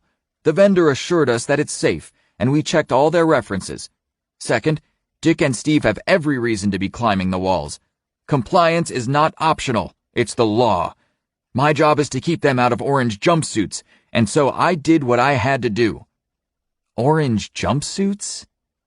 Like what you wear in prison, he says. My job is to keep management in compliance with all relevant laws, regulations, and contractual obligations. Luke and Damon were reckless. They cut corners that severely affected our audit and security posture. If it weren't for my actions, we'd probably all be in jail by now. I thought we were talking about a payroll failure, not being thrown in jail by some imaginary police force. John, we have processes and procedures for how you introduce changes into production, Patty says. You went around them, and, once again, you've caused a big problem that we're having to repair. Why didn't you follow the process? Ha! Good one, Patty, John snorts. I did follow the process. You know what your people told me? That the next possible deployment window was in 4 months. Hello? The auditors are on site next week, he says adamantly.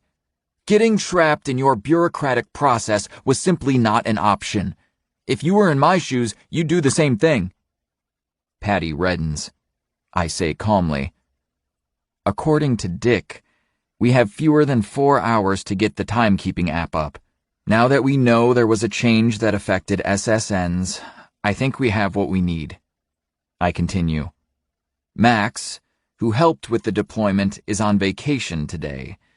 Wes or Brent will be contacting you to learn more about this tokenization product you deployed. I know you'll provide them with whatever help they need. This is important. When John agrees, I thank him for his time. Wait, one more question. Why do you believe that this product didn't cause the failure? Did you test the change? There's a short silence on the other phone before John replies. No, we couldn't test the change. There's no test environment. Apparently, you guys requested a budget years ago, but I should have known. Well, that's good news, Patty says after John hangs up. It may not be easy to fix, but at least we finally know what's going on. Was John's tokenization change in the change schedule? I ask. She laughs humorously. That's what I've been trying to tell you. John rarely goes through our change process, nor do most people for that matter. It's like the Wild West out here. We're mostly shooting from the hip. She says defensively, we need more process around here and better support from the top, including IT process tooling and training. Everyone thinks that the real way to get work done is to just do it. That makes my job nearly impossible. In my old group, we were always disciplined about doing changes. No one made changes without telling everyone else, and we'd bend over backward to make sure our changes wouldn't screw someone else up. I'm not used to flying this blind. We don't have time to do interrogations every time something goes wrong, I say, exasperated. Get me a list of all the changes made in the past, say, 3 days. Without an accurate timeline, we won't be able to establish cause and effect, and we'll probably end up causing another outage. Good idea, she nods. If necessary, I'll email everyone in IT to find out what they were doing, to catch things that weren't on our schedule. What do you mean, email everyone? There's no system where people put in their changes? What about our ticketing system, or the change authorization system? I ask, stunned. This is like Scotland Yard emailing everyone in London to find out who was near the scene of a crime. Dream on, she says, looking at me like I'm a newbie, which I suppose I am. For years, I've been trying to get people to use our change management process and tools. But just like John, no one uses it. Same with our ticketing system. It's pretty hit or miss, too. Things are far worse than I thought.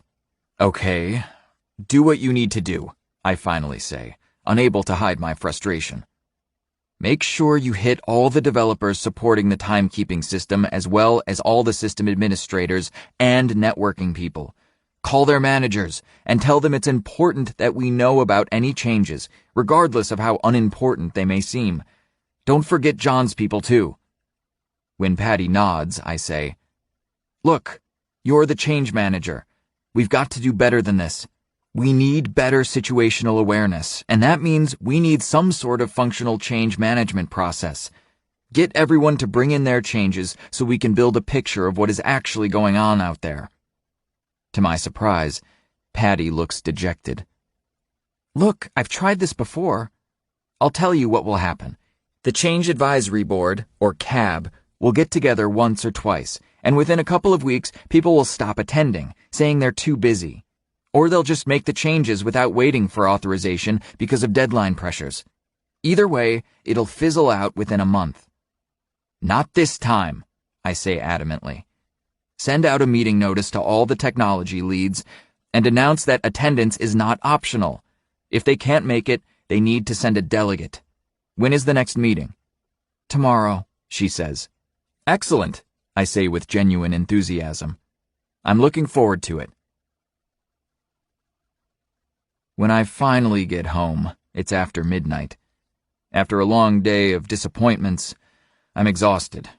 Balloons are on the floor, and a half-empty bottle of wine sits on the kitchen table. On the wall is a crayon poster saying, "Congratulations, Daddy." When I called my wife, Paige, this afternoon, telling her about my promotion, she was far happier than I was. She insisted on inviting the neighbors over to throw a little celebration. Coming home so late, I missed my own party. At 2 p.m., Patty had successfully argued that of the 27 changes made in the past 3 days, only John's tokenization change and the SAN upgrade could be reasonably linked to the payroll failure. However, Wes and his team were still unable to restore SAN operations. At 3 p.m., I had to tell Anne and Dick the bad news that we had no choice but to execute Plan B. Their frustration and disappointment were all too evident. It wasn't until 7 p.m. when the timekeeping application was back up and 11 p.m. when the SAN was finally brought back online.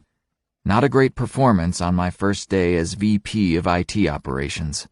Before I left work, I emailed Steve, Dick, and Anne a quick status report, promising to do whatever it takes to prevent this type of failure from happening again. I go upstairs, finish brushing my teeth, and check my phone one last time before going to bed, being careful not to wake up Paige.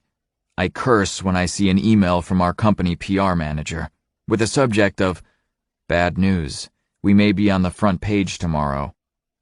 I sit on the bed, squinting to read the accompanying news story. Elkhart Grove Herald-Times. Parts Unlimited flubs paychecks. Local union leader calls failure unconscionable. Automotive parts supplier Parts Unlimited has failed to adequately compensate its workers, with some employees receiving no pay at all, according to a Parts Unlimited internal memo.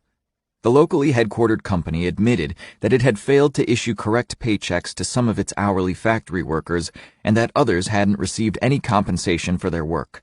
Parts Unlimited denies that the issue is connected to cash flow problems and instead attributes the error to a payroll system failure.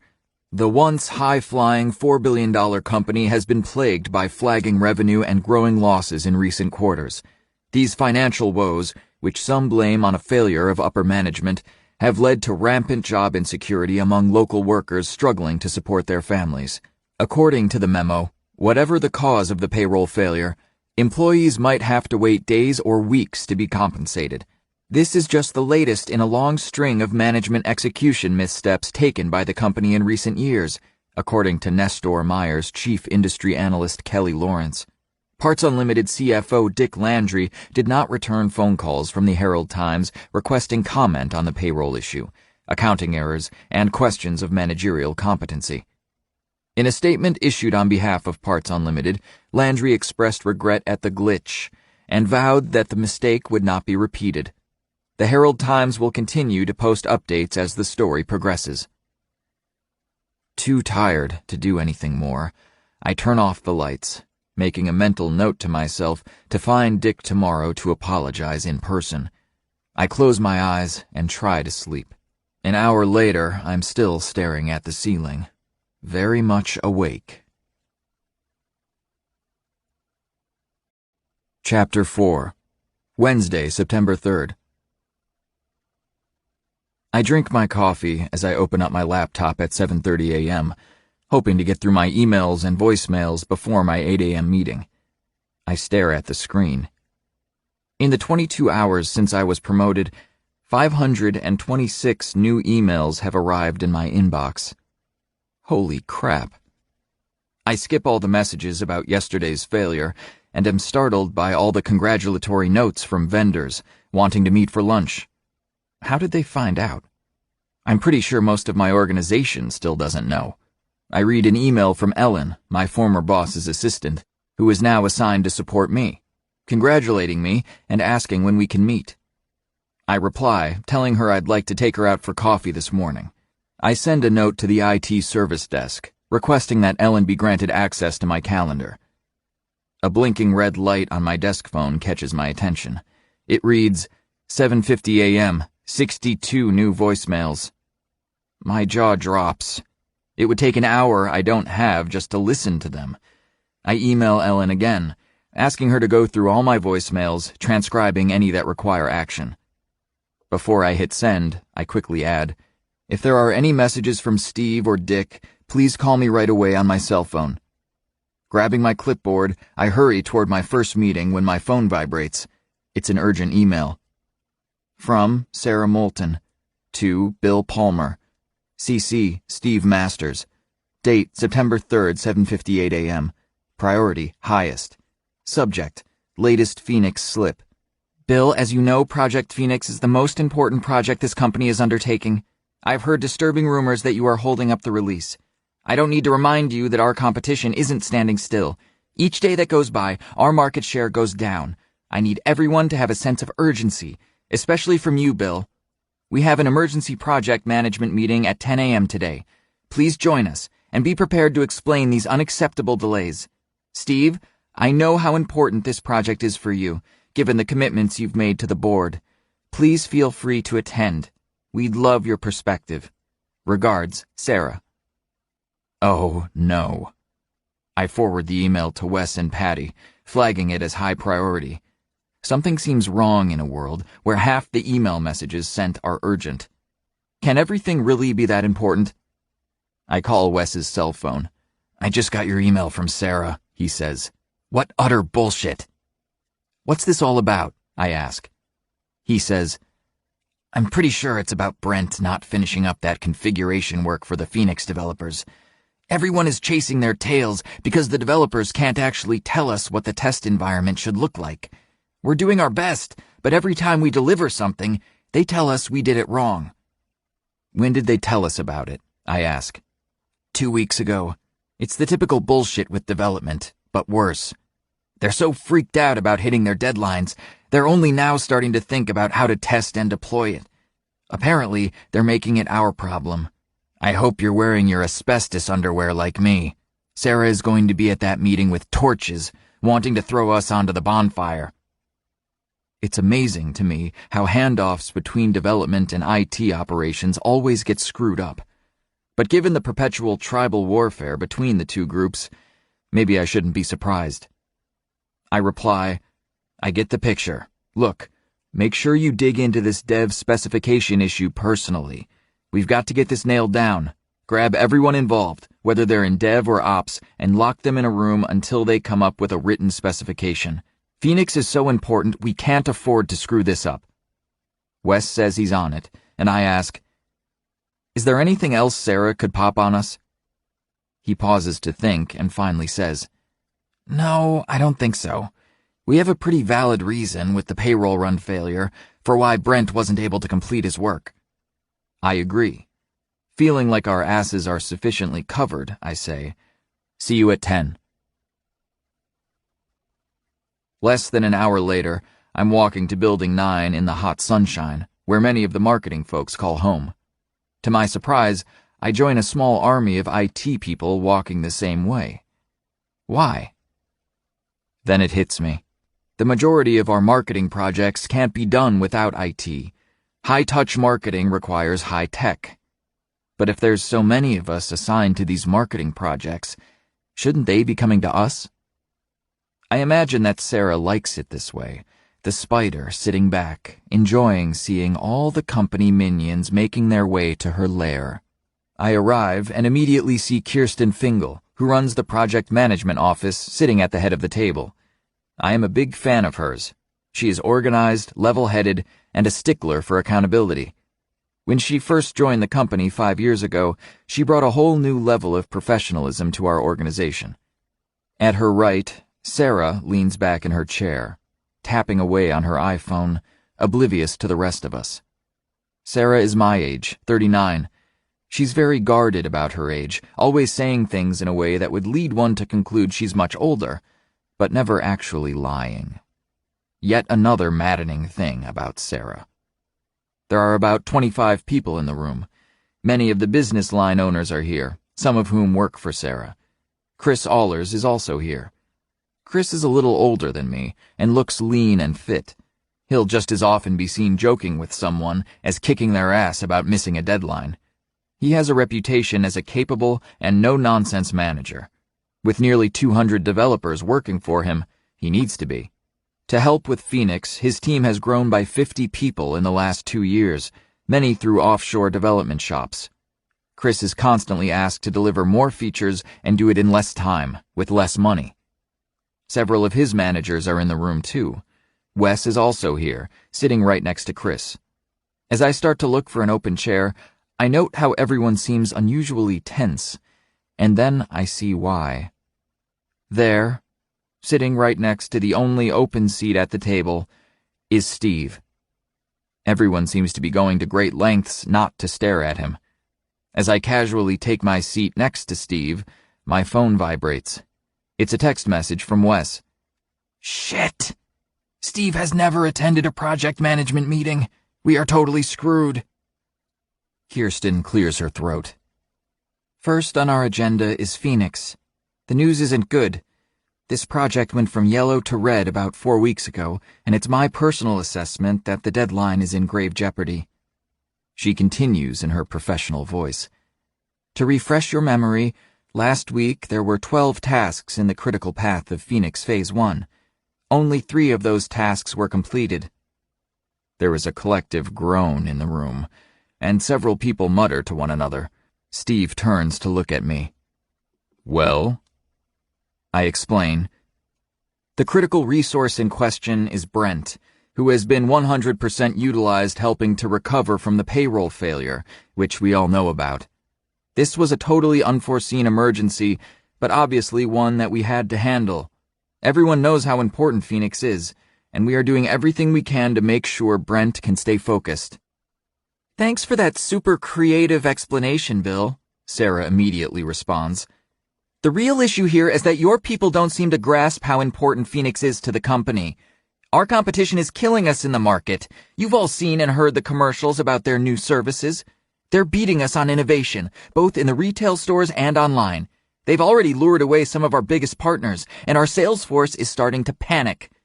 I'm not the type to say, 'I told you so,' but their latest product announcement shows why we can't be acting as if this is just business as usual."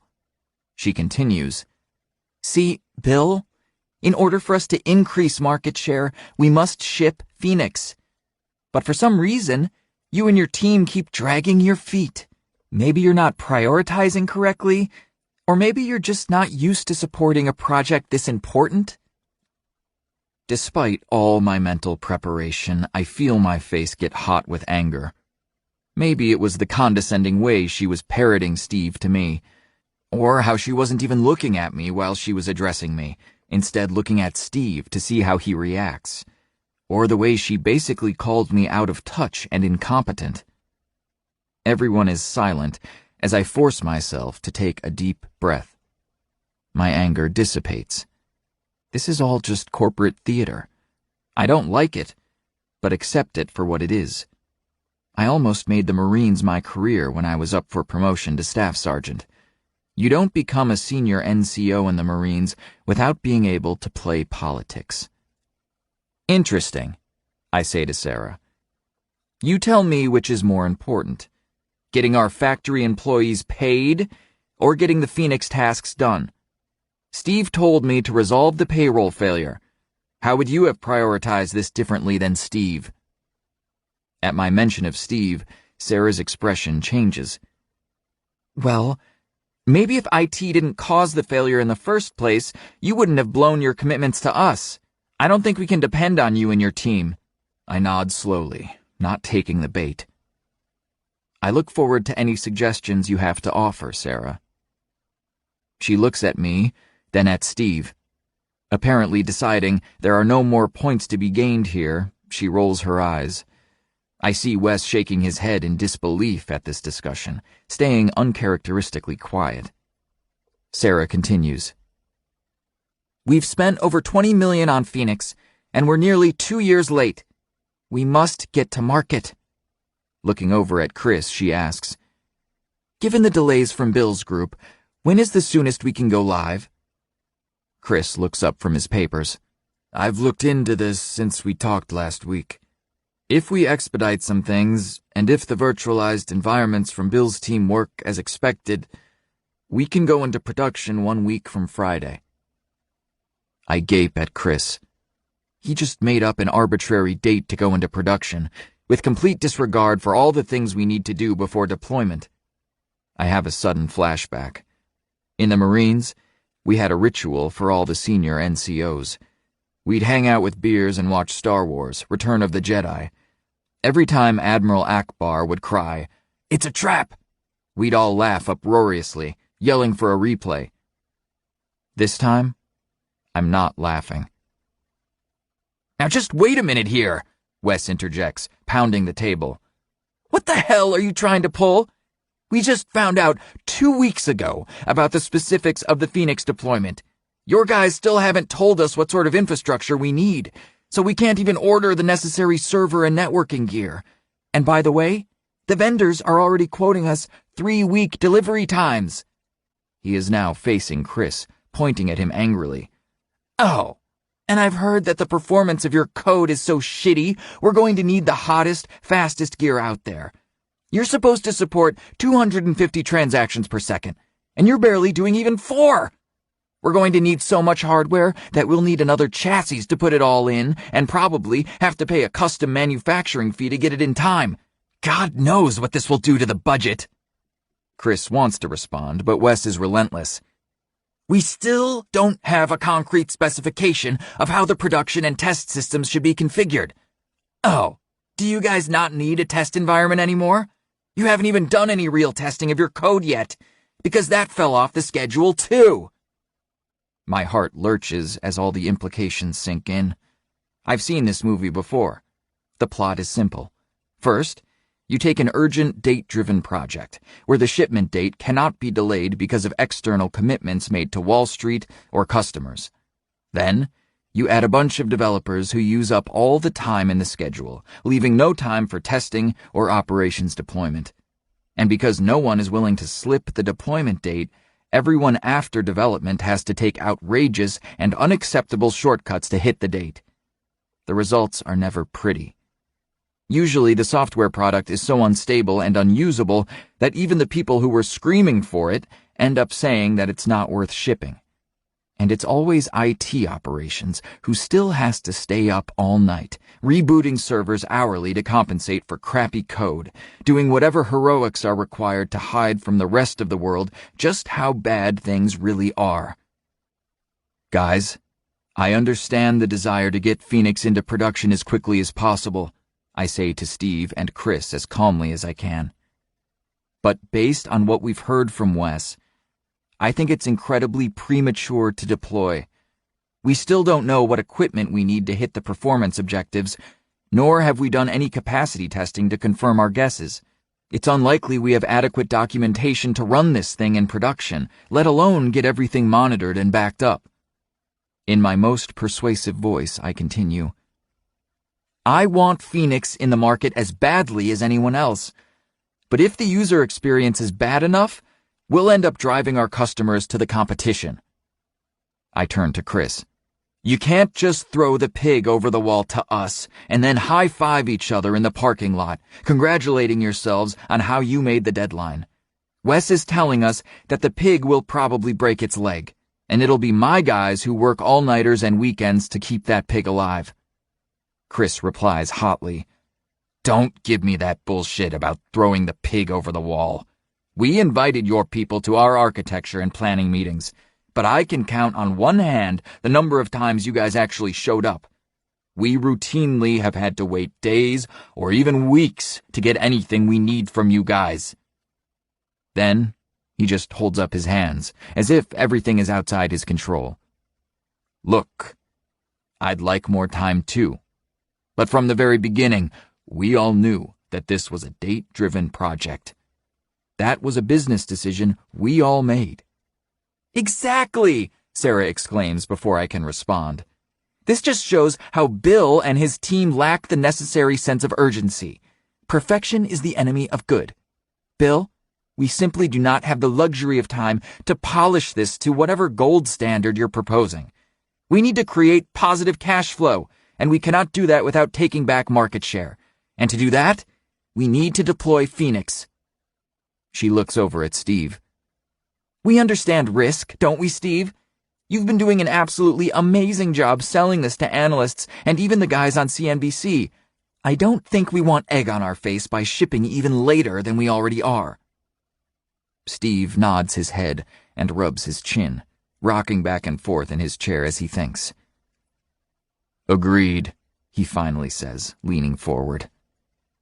"We've made commitments to our investors and analysts that we were going to launch Phoenix this quarter." My jaw drops. Sarah has blunted all my arguments, leading Steve down a reckless, destructive path. Exasperated, I say, "Does anyone think this is really odd?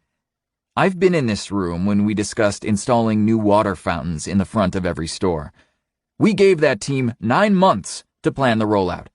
9 months! And all of us agreed that was reasonable. Now, we're talking about Phoenix, which impacts thousands of point-of-sale systems, and all of the back-office order entry systems. This is at least 10,000 times more complex than rolling out new water fountains, with way more risk to the business.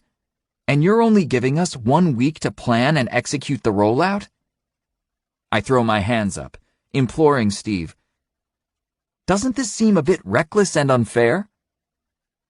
Kirsten nods, but Sarah says dismissively, "Bill, that's a touching story, but we're not discussing water fountains, we're discussing Phoenix. Besides, I believe the decision has already been made." Steve says, "Yes, it has. Thank you for sharing what you view as the risks, Bill." He turns to Sarah. "When is the launch date?" Sarah replies quickly, "Marketing launch is next Saturday, September 13th. Phoenix will deploy at 5 p.m. the previous day." Steve writes the date in the back of his notebook and says, "Good.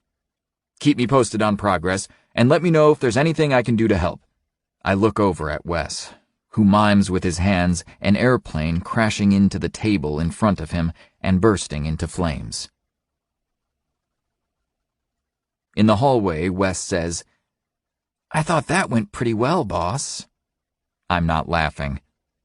What the hell happened in there? How did we get into this position? Does anyone know what's required from us to support this launch?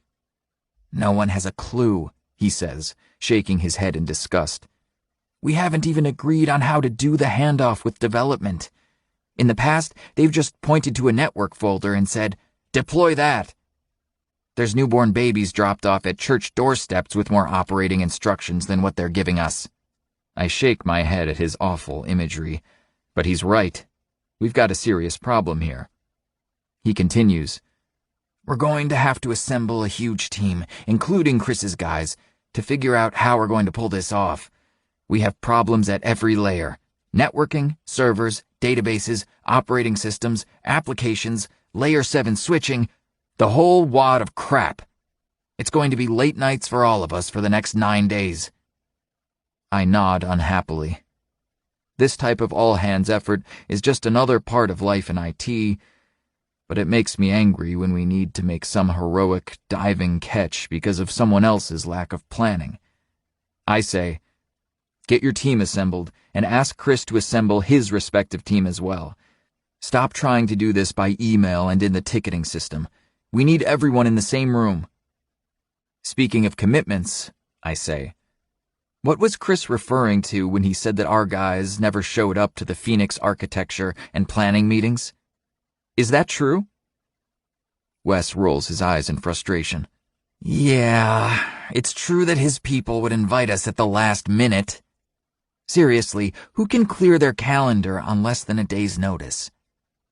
Although, in fairness, he says, after a moment, we did get ample notice on a couple of the big planning meetings, and one of the most critical people who needed to be there wasn't able to make it due to escalations. You can probably guess who that is. I groan. Brent? Wes nods. Yep.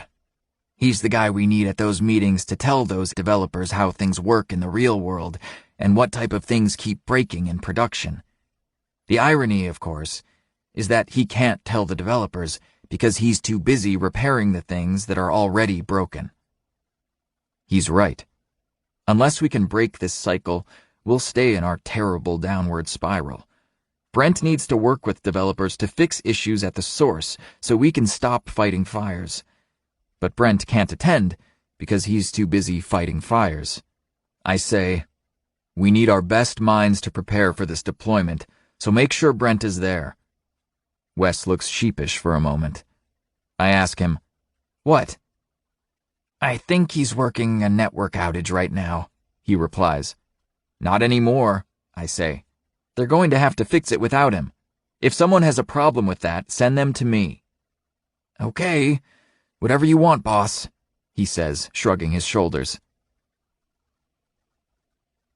After the project management meeting, I'm in no mood to talk to anyone.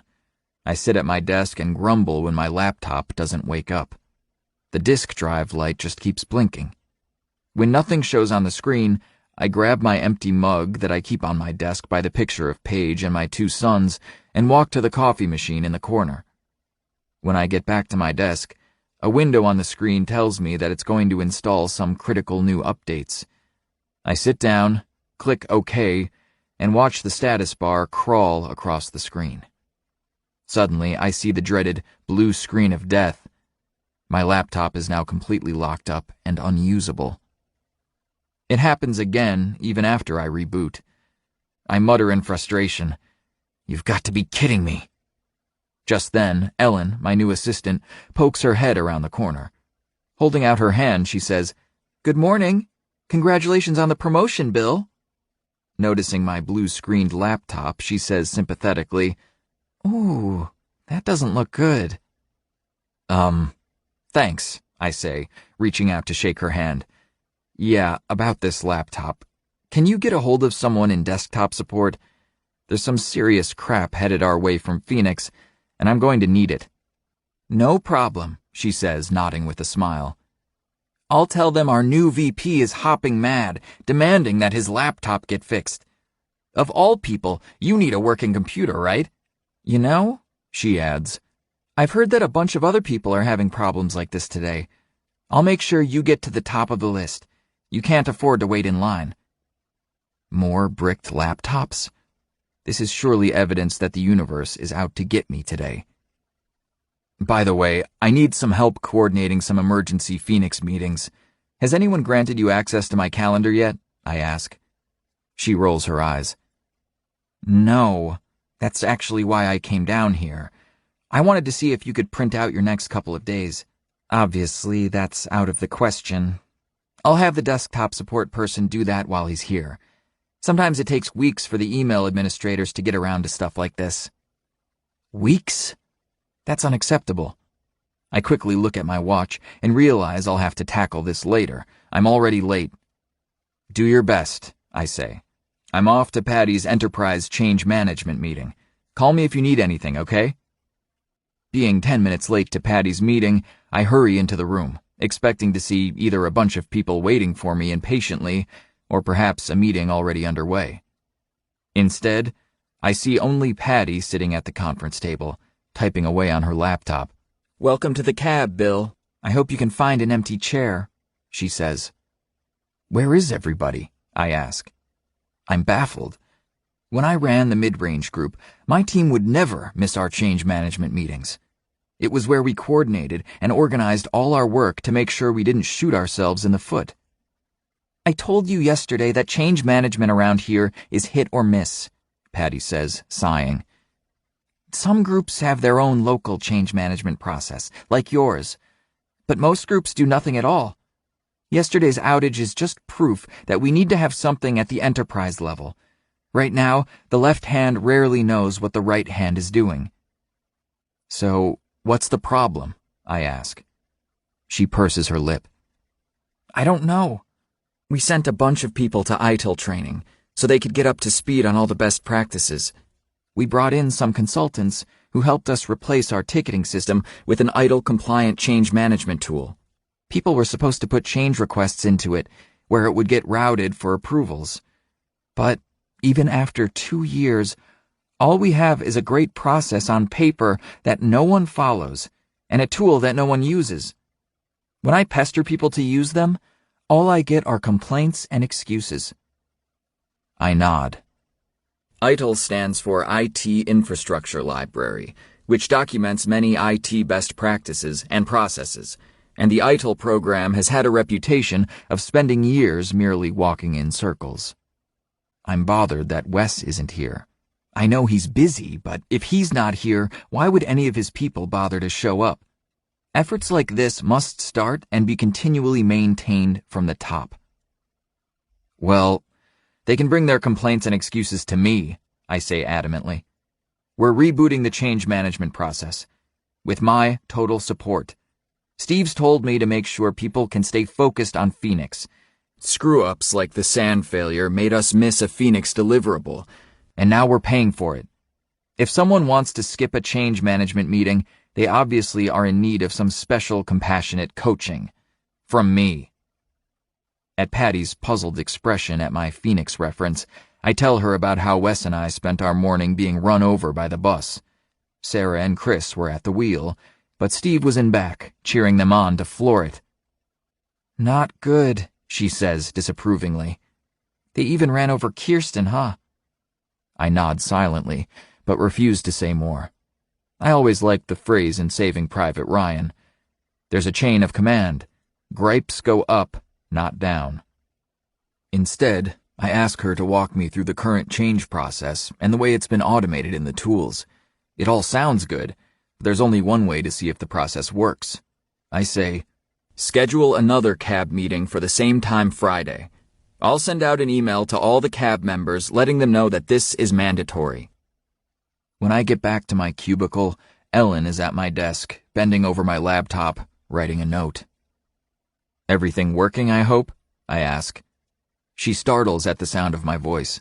Oh my God, you scared me, she says, laughing. Support left you a replacement laptop because they couldn't get your laptop to boot, even after a half hour of trying. She points at the far side of my desk, and I do a double take. My replacement laptop appears to be almost 10 years old. It's twice as large as my old one and looks 3 times as heavy. The battery has been taped on, and half the keyboard lettering is worn off from heavy use. For a moment, I wonder if this is a practical joke. I sit down and bring up my email, but everything is so slow that several times I thought it had locked up. Ellen has a sympathetic expression on her face. The support guy said that this is all they have available today. Over 200 people are having similar problems, and many aren't getting replacements. Apparently, people with your laptop model also have had theirs break because of some security patch. I forgot. It's Patch Tuesday, when John and his team roll out all their security patches from our major vendors. Once again, John is causing huge issues and disruptions for my team and me.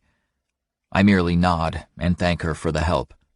After she's gone, I sit down and type out an email to all the CAB members, my keystrokes often taking 10 seconds to show up on the screen. From Bill Palmer, to Wes Davis, Patty McKee, IT Operations Management. Date, September 3rd, 2:43 p.m. Priority, highest. Subject, mandatory CAB meeting Friday, 2 p.m. Today, I attended the weekly CAB meeting. I was extremely disappointed that I was the only one there, besides Patty, especially given the totally avoidable change-related failure yesterday. Effective immediately, managers, or their assigned delegates, are required to attend all scheduled CAB meetings and to perform their assigned duties. We are resurrecting the Parts Unlimited change management process, and it will be followed to the letter. Any persons caught circumventing change management will be subject to disciplinary action. There will be a mandatory CAB meeting Friday at 2 p.m. See you there. Call me if you have any questions or concerns. Thanks for your support, Bill. I hit send, waiting 15 seconds for the email to finally leave my outbox. Almost immediately, my cell phone rings. It's Wes. I say, I was just about to call you about the laptops. We've got to get replacements to our managers and employees so they can do their jobs, you hear? Yeah, we're on it. But I'm not calling about that. And I'm not calling about Phoenix either, he says, sounding irritated. Look, about your memo on change management. I know you're the boss, but you better know that the last time we did one of these change management kumbayas, we ran IT straight into the ground. No one, and I mean absolutely no one, could get a single thing done. Patty insisted on having everyone take a number and wait for her pointy heads to authorize and schedule our changes. It was absolutely ridiculous and a total waste of time. He's unstoppable. That software application she made us use is a total piece of crap. It takes 20 minutes to fill out all those fields for a simple 5-minute change. I don't know who designed the process, but I think they assume that we all get paid by the hour and want to talk about doing work instead of actually doing work. Eventually, the networking and server team staged a rebellion, refusing to use Patty's tool. He continues heatedly. But John waved an audit finding around and went to Luke, our old CIO. And just like you did, Luke said that following policies was a condition of employment, threatening to fire anybody who didn't follow them. My guys were spending half their time doing paperwork and sitting in that damned cab meeting, he continues. Luckily, the effort finally died, and John was too clueless to catch on that no one was actually going to the meetings anymore. Even John hasn't gone to one of those meetings in over a year. Interesting. I hear you, I say. We can't repeat that, but we also can't have another payroll disaster. Wes, I need you there, and I need you to help create the solution. Otherwise, you're part of the problem. Can I count on you? I hear him sigh loudly. Yeah, sure. But you can also count on me calling bullshit if I see Patty trying to create some sort of bureaucracy that sucks out everybody's will to live. I sigh. Before, I was merely worried that IT operations was under attack by development, information security, audit, and the business. Now I'm starting to realize that my primary managers seem to be at war with each other as well. What will it take for us to get along? Chapter 5. Thursday, September 4th. I wake up with a jolt when the alarm clock goes off at 6:15 a.m. My jaw still hurts from clenching it all night. The dismal prospects of the upcoming Phoenix launch were never far from my mind. As usual, before climbing out of bed, I quickly scan my phone for any bad news. Usually, I would spend about 10 minutes replying to emails. It always feels good to lob a couple of balls off my side of the court. I see something that makes me bolt upright so abruptly that I wake up Paige. "Oh my God, what?" she asks frantically, not fully awake. It's another email from Steve. Hang on, darling, I say to her while I squint to read it. From Steve Masters to Bill Palmer, CC, Nancy Mailer, Dick Landry. Date, September 4th, 6:05 a.m. Priority highest. Subject, urgent. SOX 404 IT audit findings review.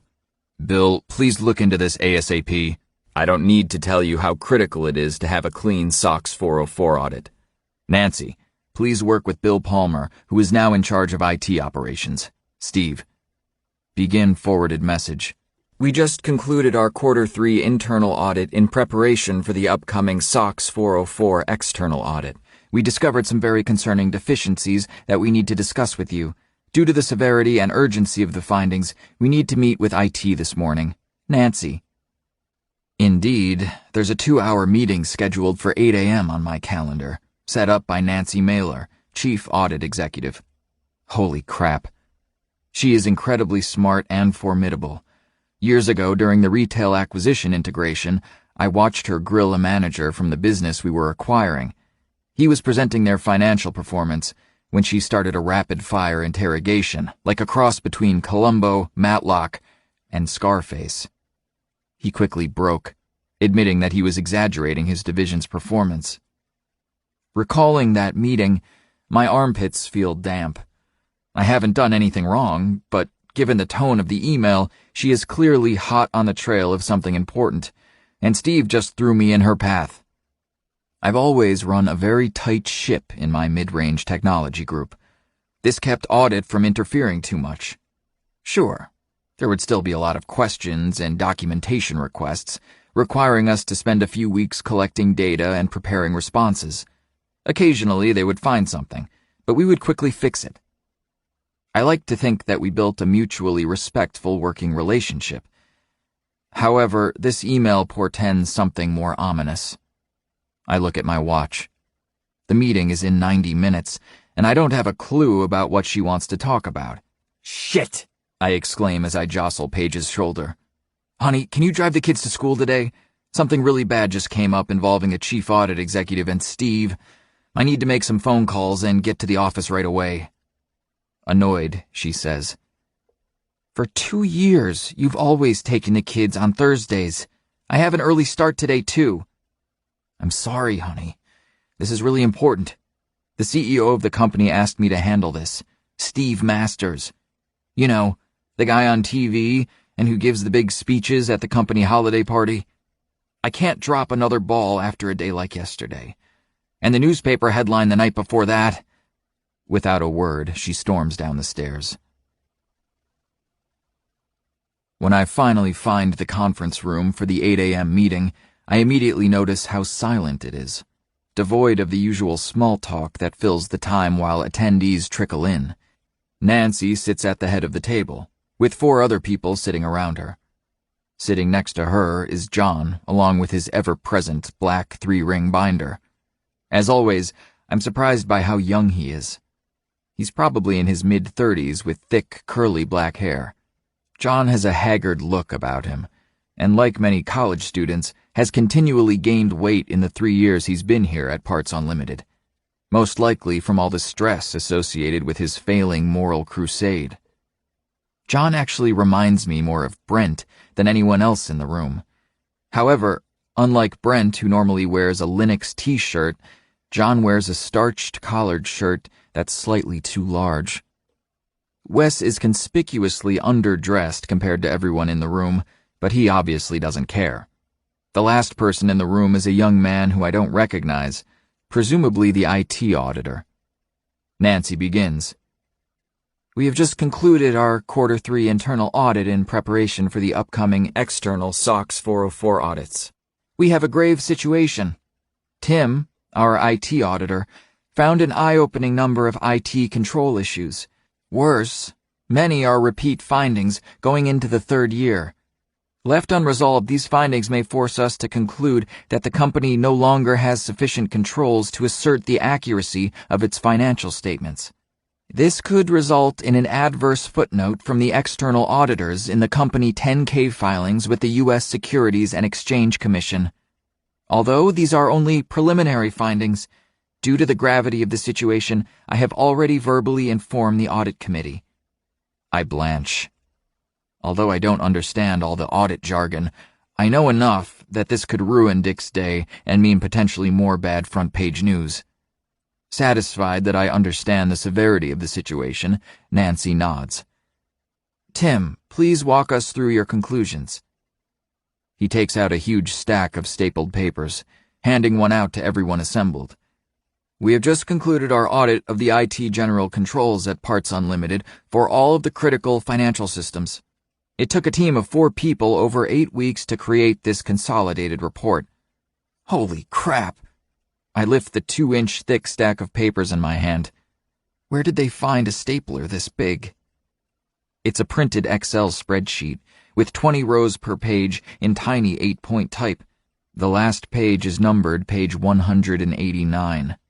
There must be 1,000 issues here, I say in disbelief.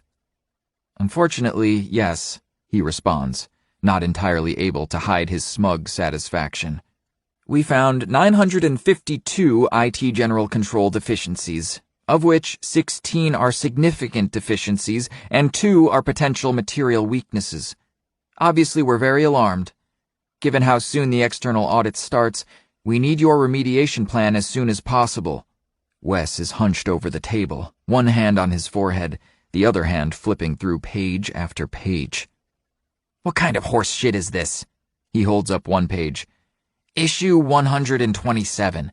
Insecure Windows operating system, Max Sin cookie setting. Is this a joke? In case you haven't heard, we've got a real business to run.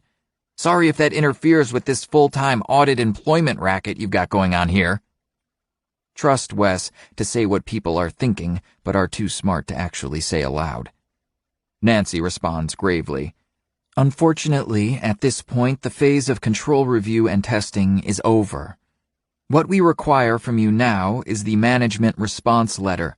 You need to investigate each of these findings, confirm them, and then create a remediation plan. We'll review it and then present to the audit committee and the board of directors. Normally, you would have months to prepare your response letter and execute your remediation plan, she continues, suddenly looking apologetic. Unfortunately, the way the audit testing calendar worked out, we only have 3 weeks until the external auditors arrive. That's regrettable. We'll make sure to give IT more time in the next audit cycle, but this time around, we require your response by... She looks at her calendar. 1 week from Monday, at the very latest. Do you think you can make it? Oh, shit. That's just 6 working days away. We'll need half that time just to read the entire document. Our auditors, who I've long believed are a force for justice and objectivity, are crapping on me too? I pick up the huge stack of papers again and look at a couple of random pages. There are many entries like Wes read, but others have references to inadequate security settings, presence of ghost login accounts, change control issues, and segregation of duties issues. John flips his 3-ring binder open and says officiously, Bill, I brought up many of the same issues with Wes and your predecessor. They convinced the CIO to sign a management waiver, stating that he accepted the risk and do nothing. Given that some of these are now repeat audit findings, I don't think we'll be able to talk our way out of it this time. He turns to Nancy. During the previous management regime, IT controls clearly weren't a priority. But now that all the security chickens are coming home to roost, I'm sure Bill will be more prudent. Wes looks at John with contempt. I can't believe John is grandstanding in front of the auditors. It's times like this that make me wonder whose side he's really on. Oblivious to Wes and me, John says to Nancy, My department has been remediating some other controls, which I think we should be given credit for. For starters, we've completed the tokenization of the PII on our critical financial systems, so at least we dodged that bullet. That finding is now closed. Nancy says dryly, Interesting. The presence of PII is not in the scope of the SOX 404 audit, so from that perspective, focusing on the IT general controls might have been a better use of time. Wait, John's urgent tokenization change was for nothing? If that's true, John and I need to talk. Later. I say slowly, Nancy, I genuinely don't know what we can get to you by Friday. We're buried in recovery work and are scrambling to support the upcoming Phoenix rollout. Which of these findings are the most important for us to respond to? Nancy nods to Tim, who says, Certainly. The first issue is the potential material weakness, which is outlined on page 7. This finding states that an unauthorized or untested change to an application supporting financial reporting could have been put into production. This could potentially result in an undetected material error due to fraud or otherwise. Management does not have any control that would prevent or detect such a change. Furthermore, your group was also unable to produce any change management meeting minutes, which is supposed to meet weekly, according to your policy. I try not to wince visibly, recalling that no one even showed up at the CAB meeting yesterday, and during the payroll incident, we were so oblivious to John's tokenization change that we ended up bricking the SAN. If we were clueless about those changes, I sincerely doubt that we'd notice if someone disabled a control that would enable a minor, say, $100 million fraudulent transaction. Really, that's unbelievable. I'll look into that, I say with what I hope is the right amount of surprise and moral outrage. After I pretend to take detailed notes on my clipboard, circling and underlining random words, I nod, prompting Tim to continue. Next, we found numerous instances where developers have administrative access to production applications and databases. This violates the required segregation of duty required to prevent risk for fraud. I look over to John. Really? You don't say. Developers making changes to an application without an approved change order? That certainly sounds like a security risk. What would happen if someone coerced a developer, say Max, into doing something unauthorized? We've got to do something about that. Right, John? John turns bright red, but says politely, "Yes, of course. I agree and would be happy to help." Tim says, "Good. Let's move on to the 16 significant deficiencies." A half hour later, Tim is still droning on. I stare glumly at the huge stack of findings. Most of these issues are just like the huge, useless reports we get from information security, which is another reason why John has such a bad reputation. It's the never-ending hamster wheel of pain. Information security fills up people's inboxes with never-ending lists of critical security remediation work, quarter after quarter. When Tim finally finishes, John volunteers, "We must get these vulnerable systems patched.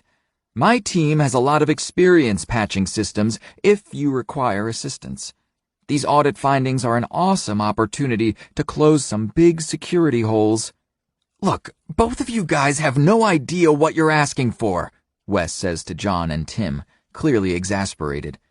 "Some of the servers that those manufacturing ERP systems run on are over 20 years old. Half the company will grind to a halt if they go down, and the vendor went out of business decades ago. These things are so fragile that if you even look at them at the wrong time of day, they'll crash and require all sorts of voodoo to get them to successfully reboot. They'll never survive the changes you're proposing." He leans over the table, putting his finger in John's face. "You want to patch it yourself? Fine. But I want a signed piece of paper from you saying that if you push the button and the entire business grinds to a halt, you'll fly around and grovel to all the plant managers, explaining to them why they didn't hit their production targets. Deal?" My eyes widen with amazement when John actually leans forward into Wes's finger and says angrily, "Oh yeah? How about when we're on the front page of the news because we lost consumer data that we're responsible for protecting? You'll personally apologize to the thousands or millions of families whose data are now being sold by the Russian mafia?" I say, "Settle down, everyone. We all want to do what's right for the company. The trick is figuring out what we have time to do and what systems can actually be patched." I look at the stack of papers.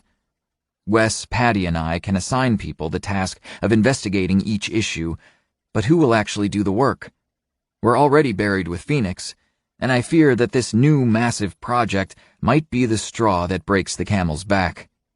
I say to Nancy, "I'll get with my team right away, and we'll come up with a plan. I can't promise you that we'll have our response letter completed by then, but I can promise you that we'll get you everything we can.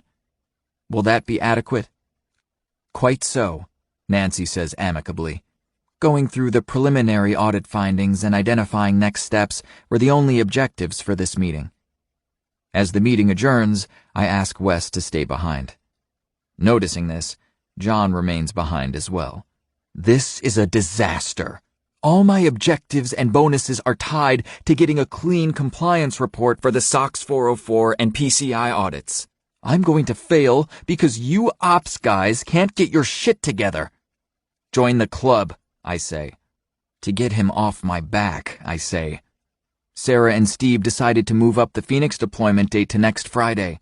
They want to skip all the security reviews.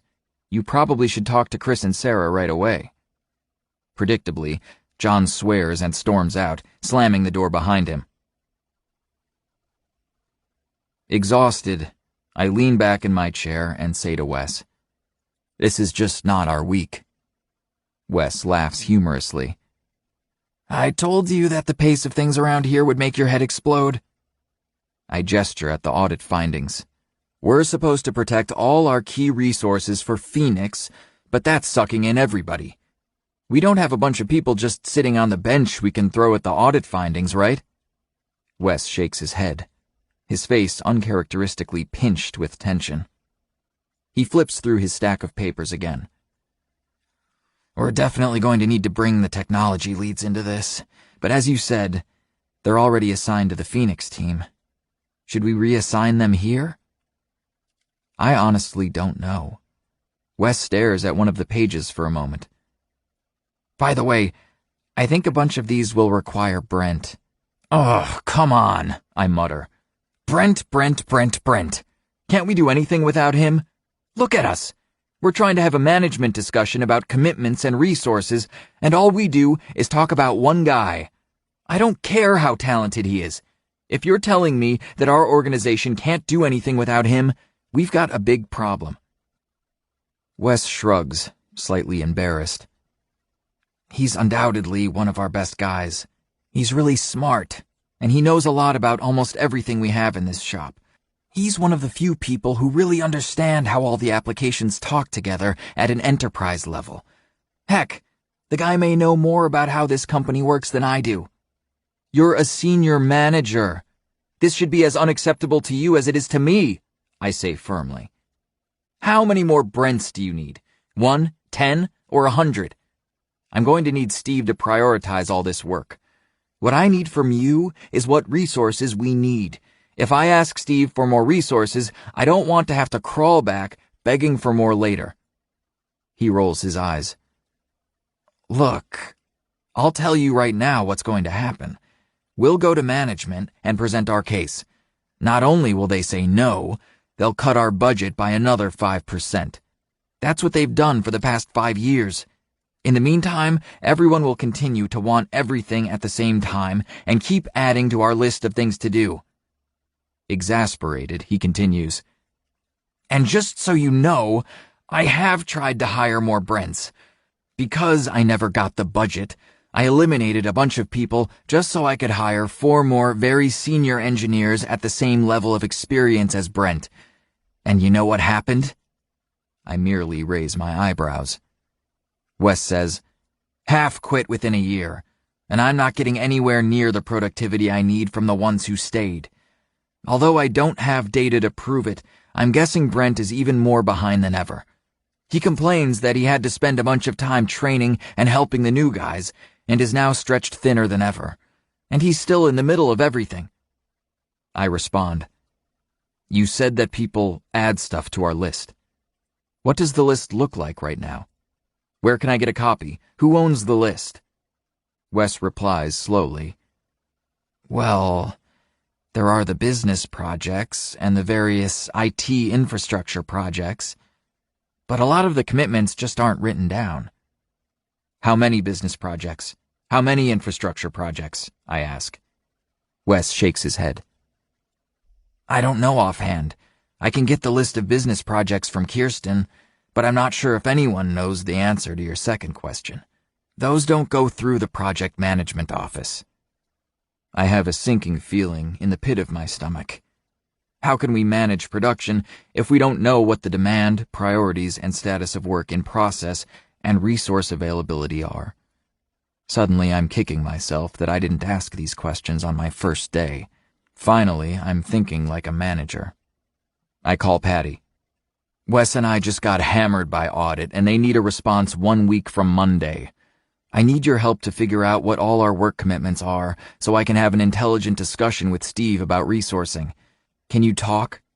She says, That's right up my alley. Come on over. After Wes briefs Patty on the implications of the mammoth audit report that he thumped down on the table, she whistles. You know, I really wish you were at that meeting with the auditors, I say. Most of the biggest issues were around the absence of a functional change management process. I think you could end up being the auditor's best friend. Auditors have friends? She laughs. I need you to help Wes estimate the work to fix the audit findings by Monday, I say. But right now, let's talk about a higher level issue. I'm trying to get the list of what all our commitments to the organization are. How big is that list, and how do things get on it? After hearing what Wes told me, Patty replies, Wes is right. Kirsten owns the official business project list, almost all of which have something that we're on the hook for.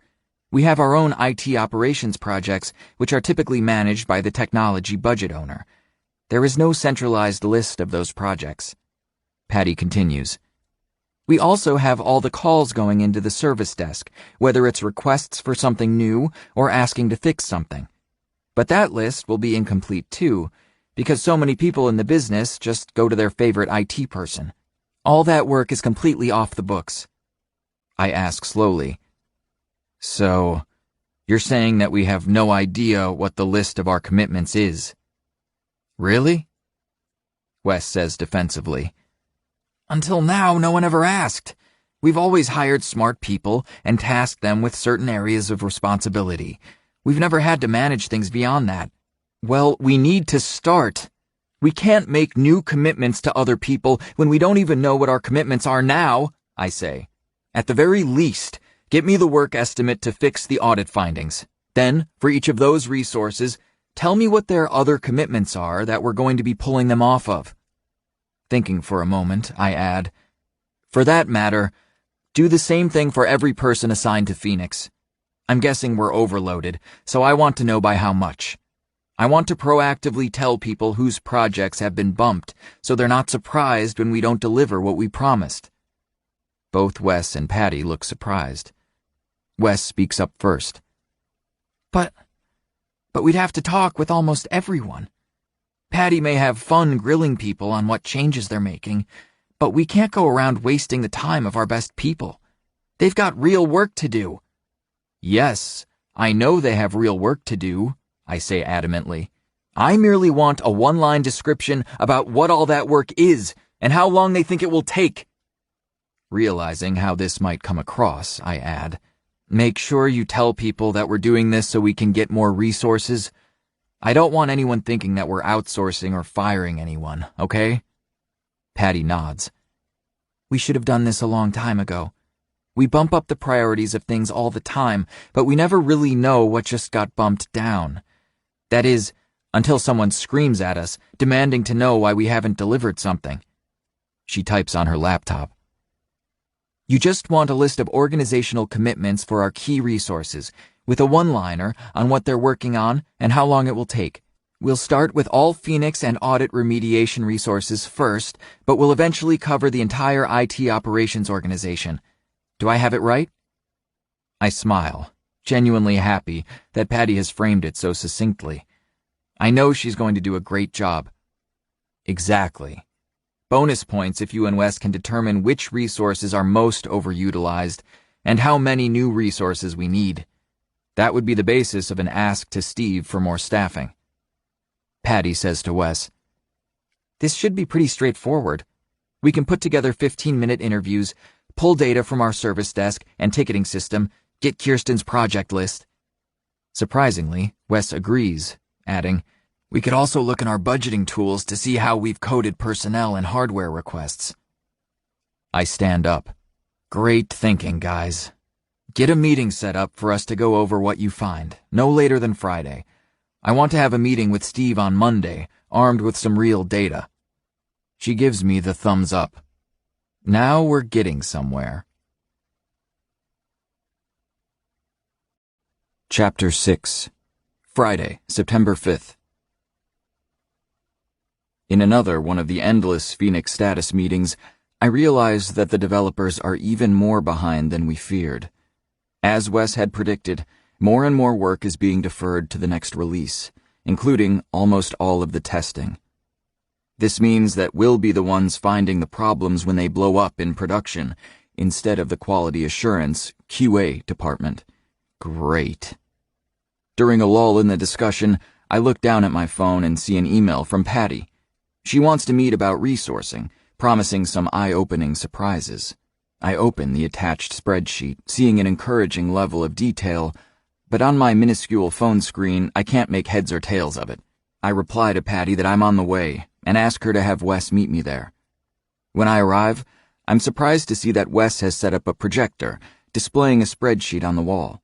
I'm excited that we're meeting to analyze the situation, instead of just reacting to the daily fires.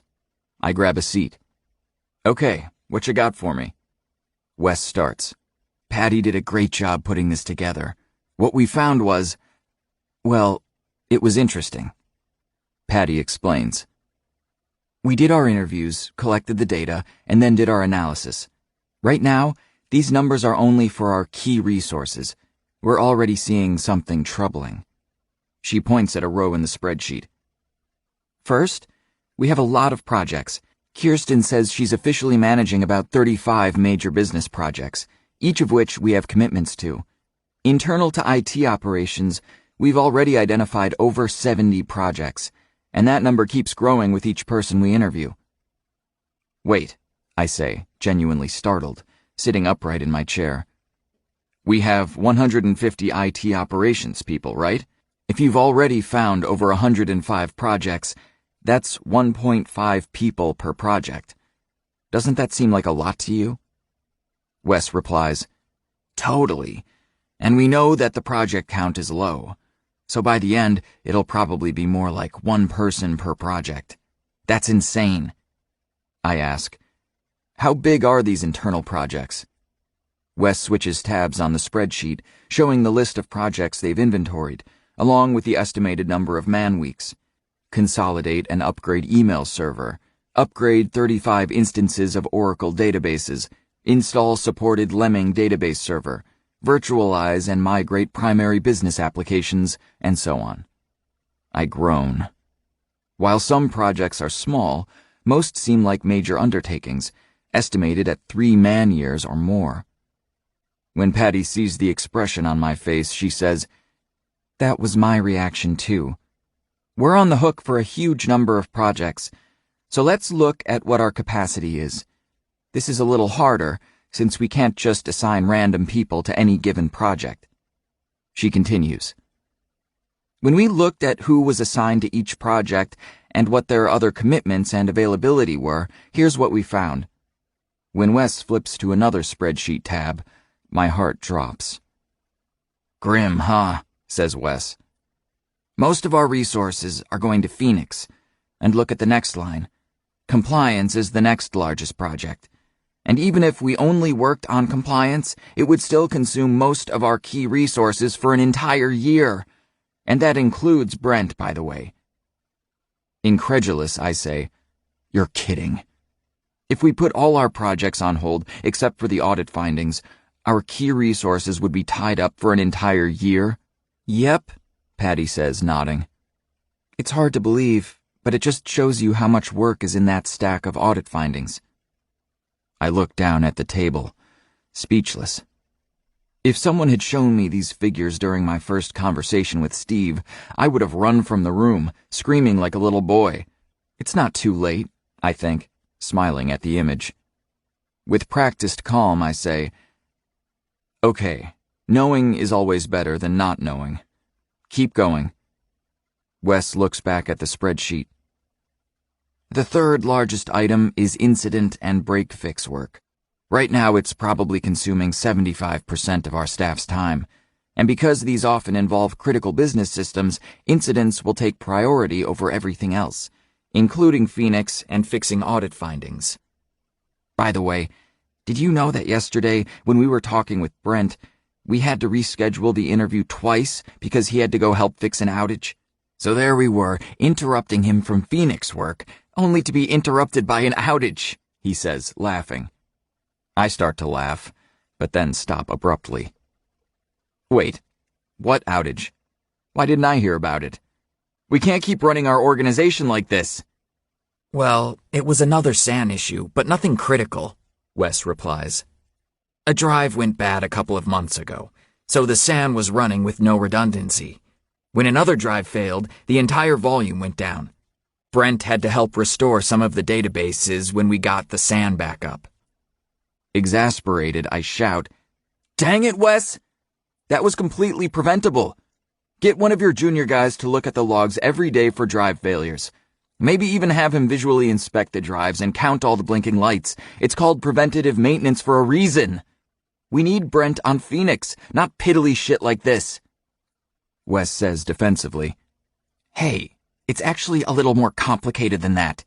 We put in the order for replacement drives, but they've been stuck in procurement for weeks.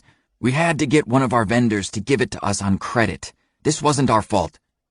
I lose my temper. Wes, listen to me. I don't care. I don't care about procurement. I don't care how nice your inept vendors are. I need you to do your job. Make sure this doesn't happen again. I take a deep breath.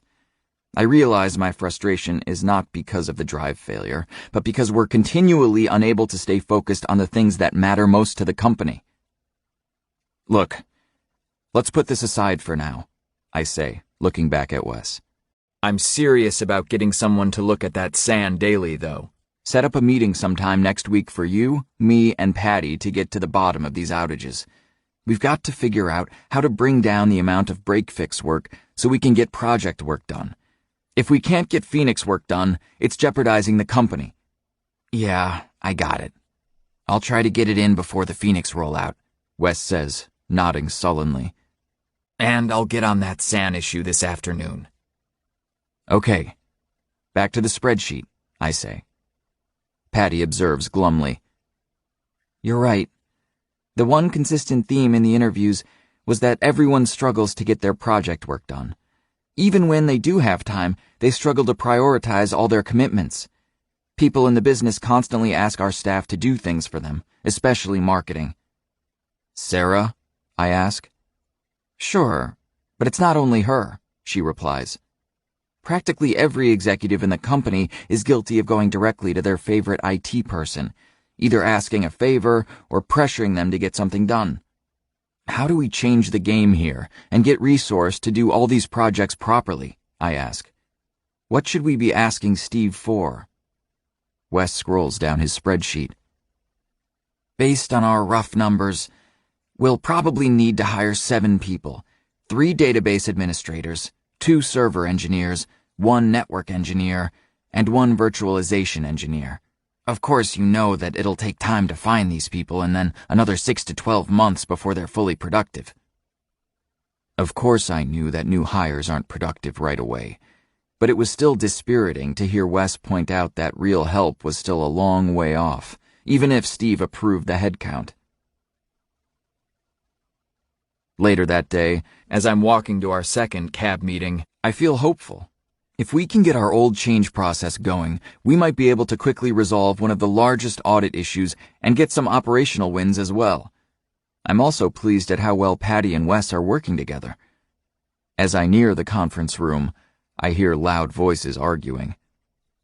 Then Patty got that engineer fired for doing his job. He was one of our best networking people. That wasn't your call to make. No mistake. That's Wes hollering. Then I hear Patty reply heatedly, What? You signed off on that termination.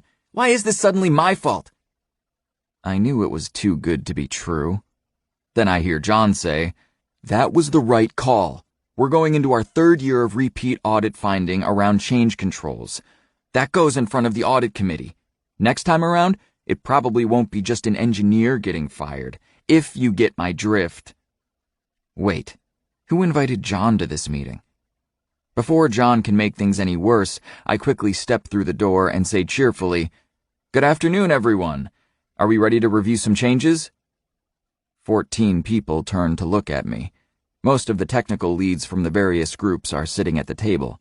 Wes is standing up behind his chair, fuming, while Patty is standing in the front of the room, arms crossed.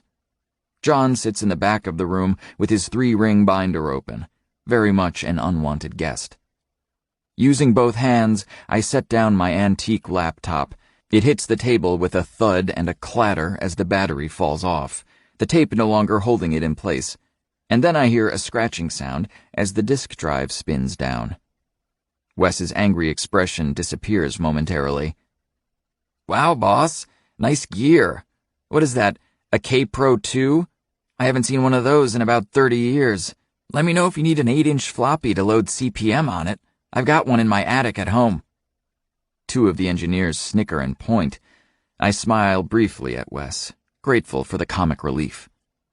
Remaining standing, I say to everyone, Let me tell you why I assembled all of you here. Given the urgency of Phoenix, you can bet your ass that I wouldn't waste your time if I didn't think this was important. I continue. First, The events that led to the SAN and payroll failure on Tuesday must not happen again. What started off as a medium-sized payroll failure snowballed into a massive friendly fire SAN incident. Why? Because we are not talking to one another about what changes we're planning or implementing. This is not acceptable. Second, John is right. We spent yesterday morning with our auditors, discussing a bunch of deficiencies they found. I continue. Dick Landry is already crapping bricks because it could impact our quarterly financial statements. We need to tighten up our change controls, and as managers and technical leads, we must figure out how we can create a sustainable process that will prevent friendly fire incidents and get the auditors off our back, while still being able to get work done.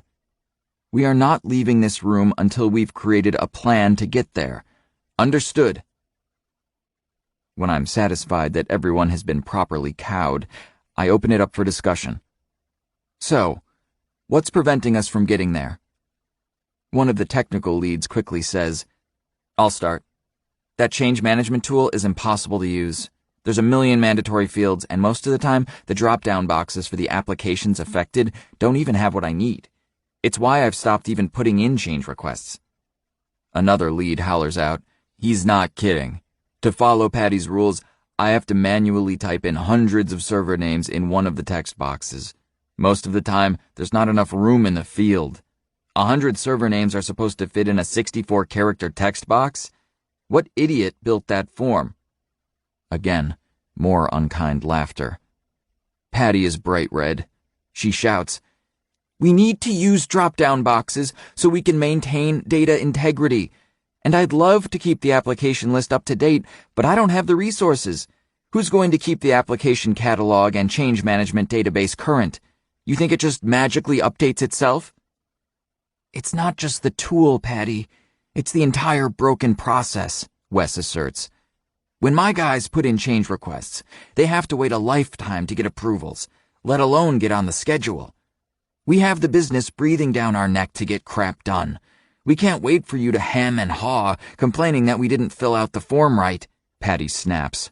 That's crap and you know it. Your people routinely break the rules, like, say, when everyone marks all their change requests as an urgent or emergency change.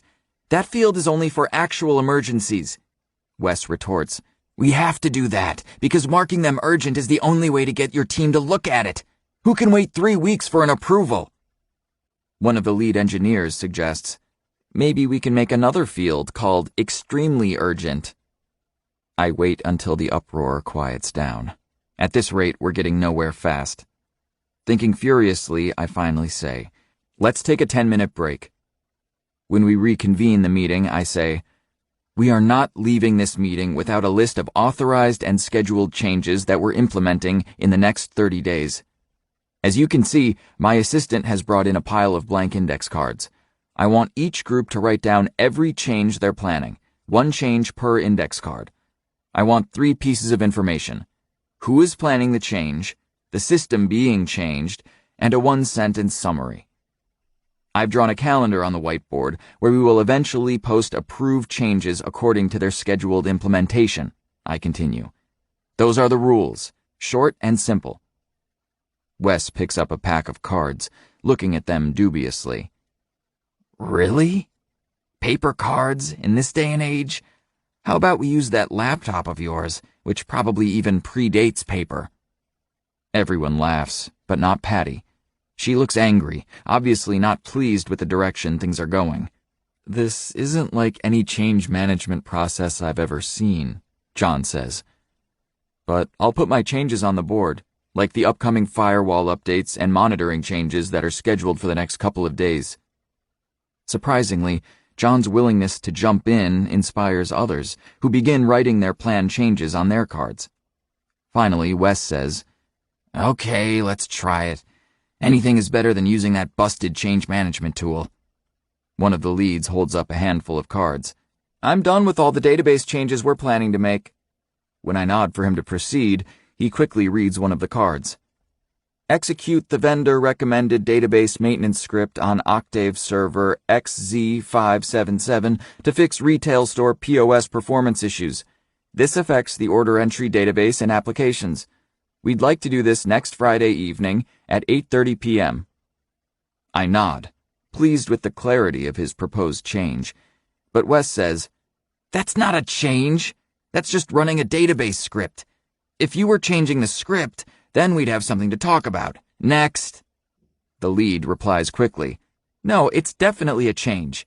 It temporarily changes some database settings, and we don't know what production impact it could have. To me, it's just as risky as a database configuration change." Is it a change or not? I can see both sides of the argument.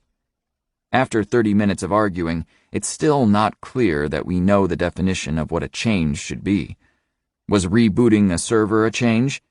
Yes, because we don't want anyone rebooting servers willy-nilly, especially if it's running a critical service. How about turning off a server? Yes, for the same reason. How about turning on a server? No, we all thought. That is, until someone came up with the example of turning on a duplicate DHCP server, which screwed up the entire enterprise network for 24 hours. A half hour later, we finally write on the whiteboard. A change is any activity that is physical, logical, or virtual to applications, databases, operating systems, networks, or hardware that could impact services being delivered. I look at my watch, alarmed that we've been in the room for nearly 90 minutes, and we still haven't even approved our first change. I push us to move faster, but at the end of our 2-hour meeting, we've only posted 5 changes on the whiteboard. Surprisingly, no one else seems frustrated except me. Everyone is vigorously engaged in the discussion, even Patty. Everyone is discussing risks of the proposed changes, even discovering that one change wasn't necessary. Encouraged, I say, "We'll pick this up on Monday. Get all your cards to Patty as soon as you can. Patty, what's the best way for us to process all the cards?" She says tersely, "I'll set up a basket later today. In the meantime, pile them up at the front of the table." When we adjourn, several people tell me on their way out, "Great meeting," and "I wish we had more time to discuss changes," and "I'm looking forward to Monday." Only Patty has remained behind, arms crossed. We spent a lot of blood, sweat, and tears creating our old change management policy, and everyone still blew it off. What makes you think this will be any different? I shrug. I don't know. But we'll keep trying things until we have a system that works, and I'm going to make sure everyone keeps helping us get there. It's not just to satisfy the audit findings. We need some way to plan, communicate, and make our changes safely. I can guarantee you that if we don't change the way we work, I'll be soon out of a job. Pointing at her old policy document, she says, "We shouldn't just throw all this work out the window. We spent weeks designing it and hundreds of thousands of dollars with consultants, changing our tools around."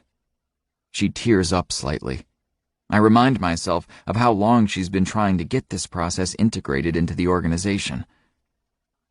I know that there was a lot of good work put into all this process, I say sympathetically. Let's face it, though. No one was actually following it, as the auditors pointed out. We also know that people were gaming the system, just trying to get their work done. I say sincerely, we may be starting over, but we need all your experience and skills to make this work. It's still your process, and I know this is absolutely critical to our success. "Okay," she says, sighing in resignation. "I suppose I care more about our survival than whether we use our old process or not." Her expression changes. "How about I write up the outputs of the meeting and the new instructions for submitting requests for changes?" Later that afternoon, I'm back in the Phoenix War Room when Patty calls. I run out to the hallway. "What's up?" She sounds stressed. "We've got a problem. I was expecting we'd have 50 changes for us to review next week, but we're already up to 243 submitted changes. I keep getting emails from people saying to expect more cards over the weekend. I think we're looking at over 400 changes being made next week." Holy crap. 400? How many of these 400 changes are high risk, potentially affecting Phoenix, the payroll application, or worse? I suddenly remember range master duty in the Marines. As rangemaster, I was responsible for the safety of everyone on the firing range. I have a horrifying vision of a mob of 400 unsupervised 18-year-olds jumping out of trucks, running to the firing range, firing their rifles into the air, hooting and hollering. At least people are following the process, I say, laughing nervously. I hear her laugh.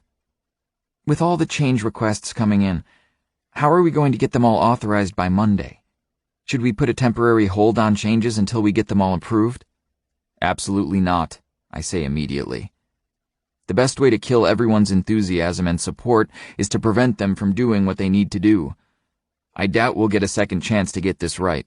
Send out an email telling everyone to submit any change for next week by Monday. Monday's changes will not need to be authorized, but changes for the remainder of the week will. No exceptions. I can hear Patty typing over the phone. Got it. I'll probably need to have some of my people help organize all of the change cards over the weekend. Frankly, I'm stunned by how many changes there are. So am I. Excellent, I say, leaving my concerns unvoiced.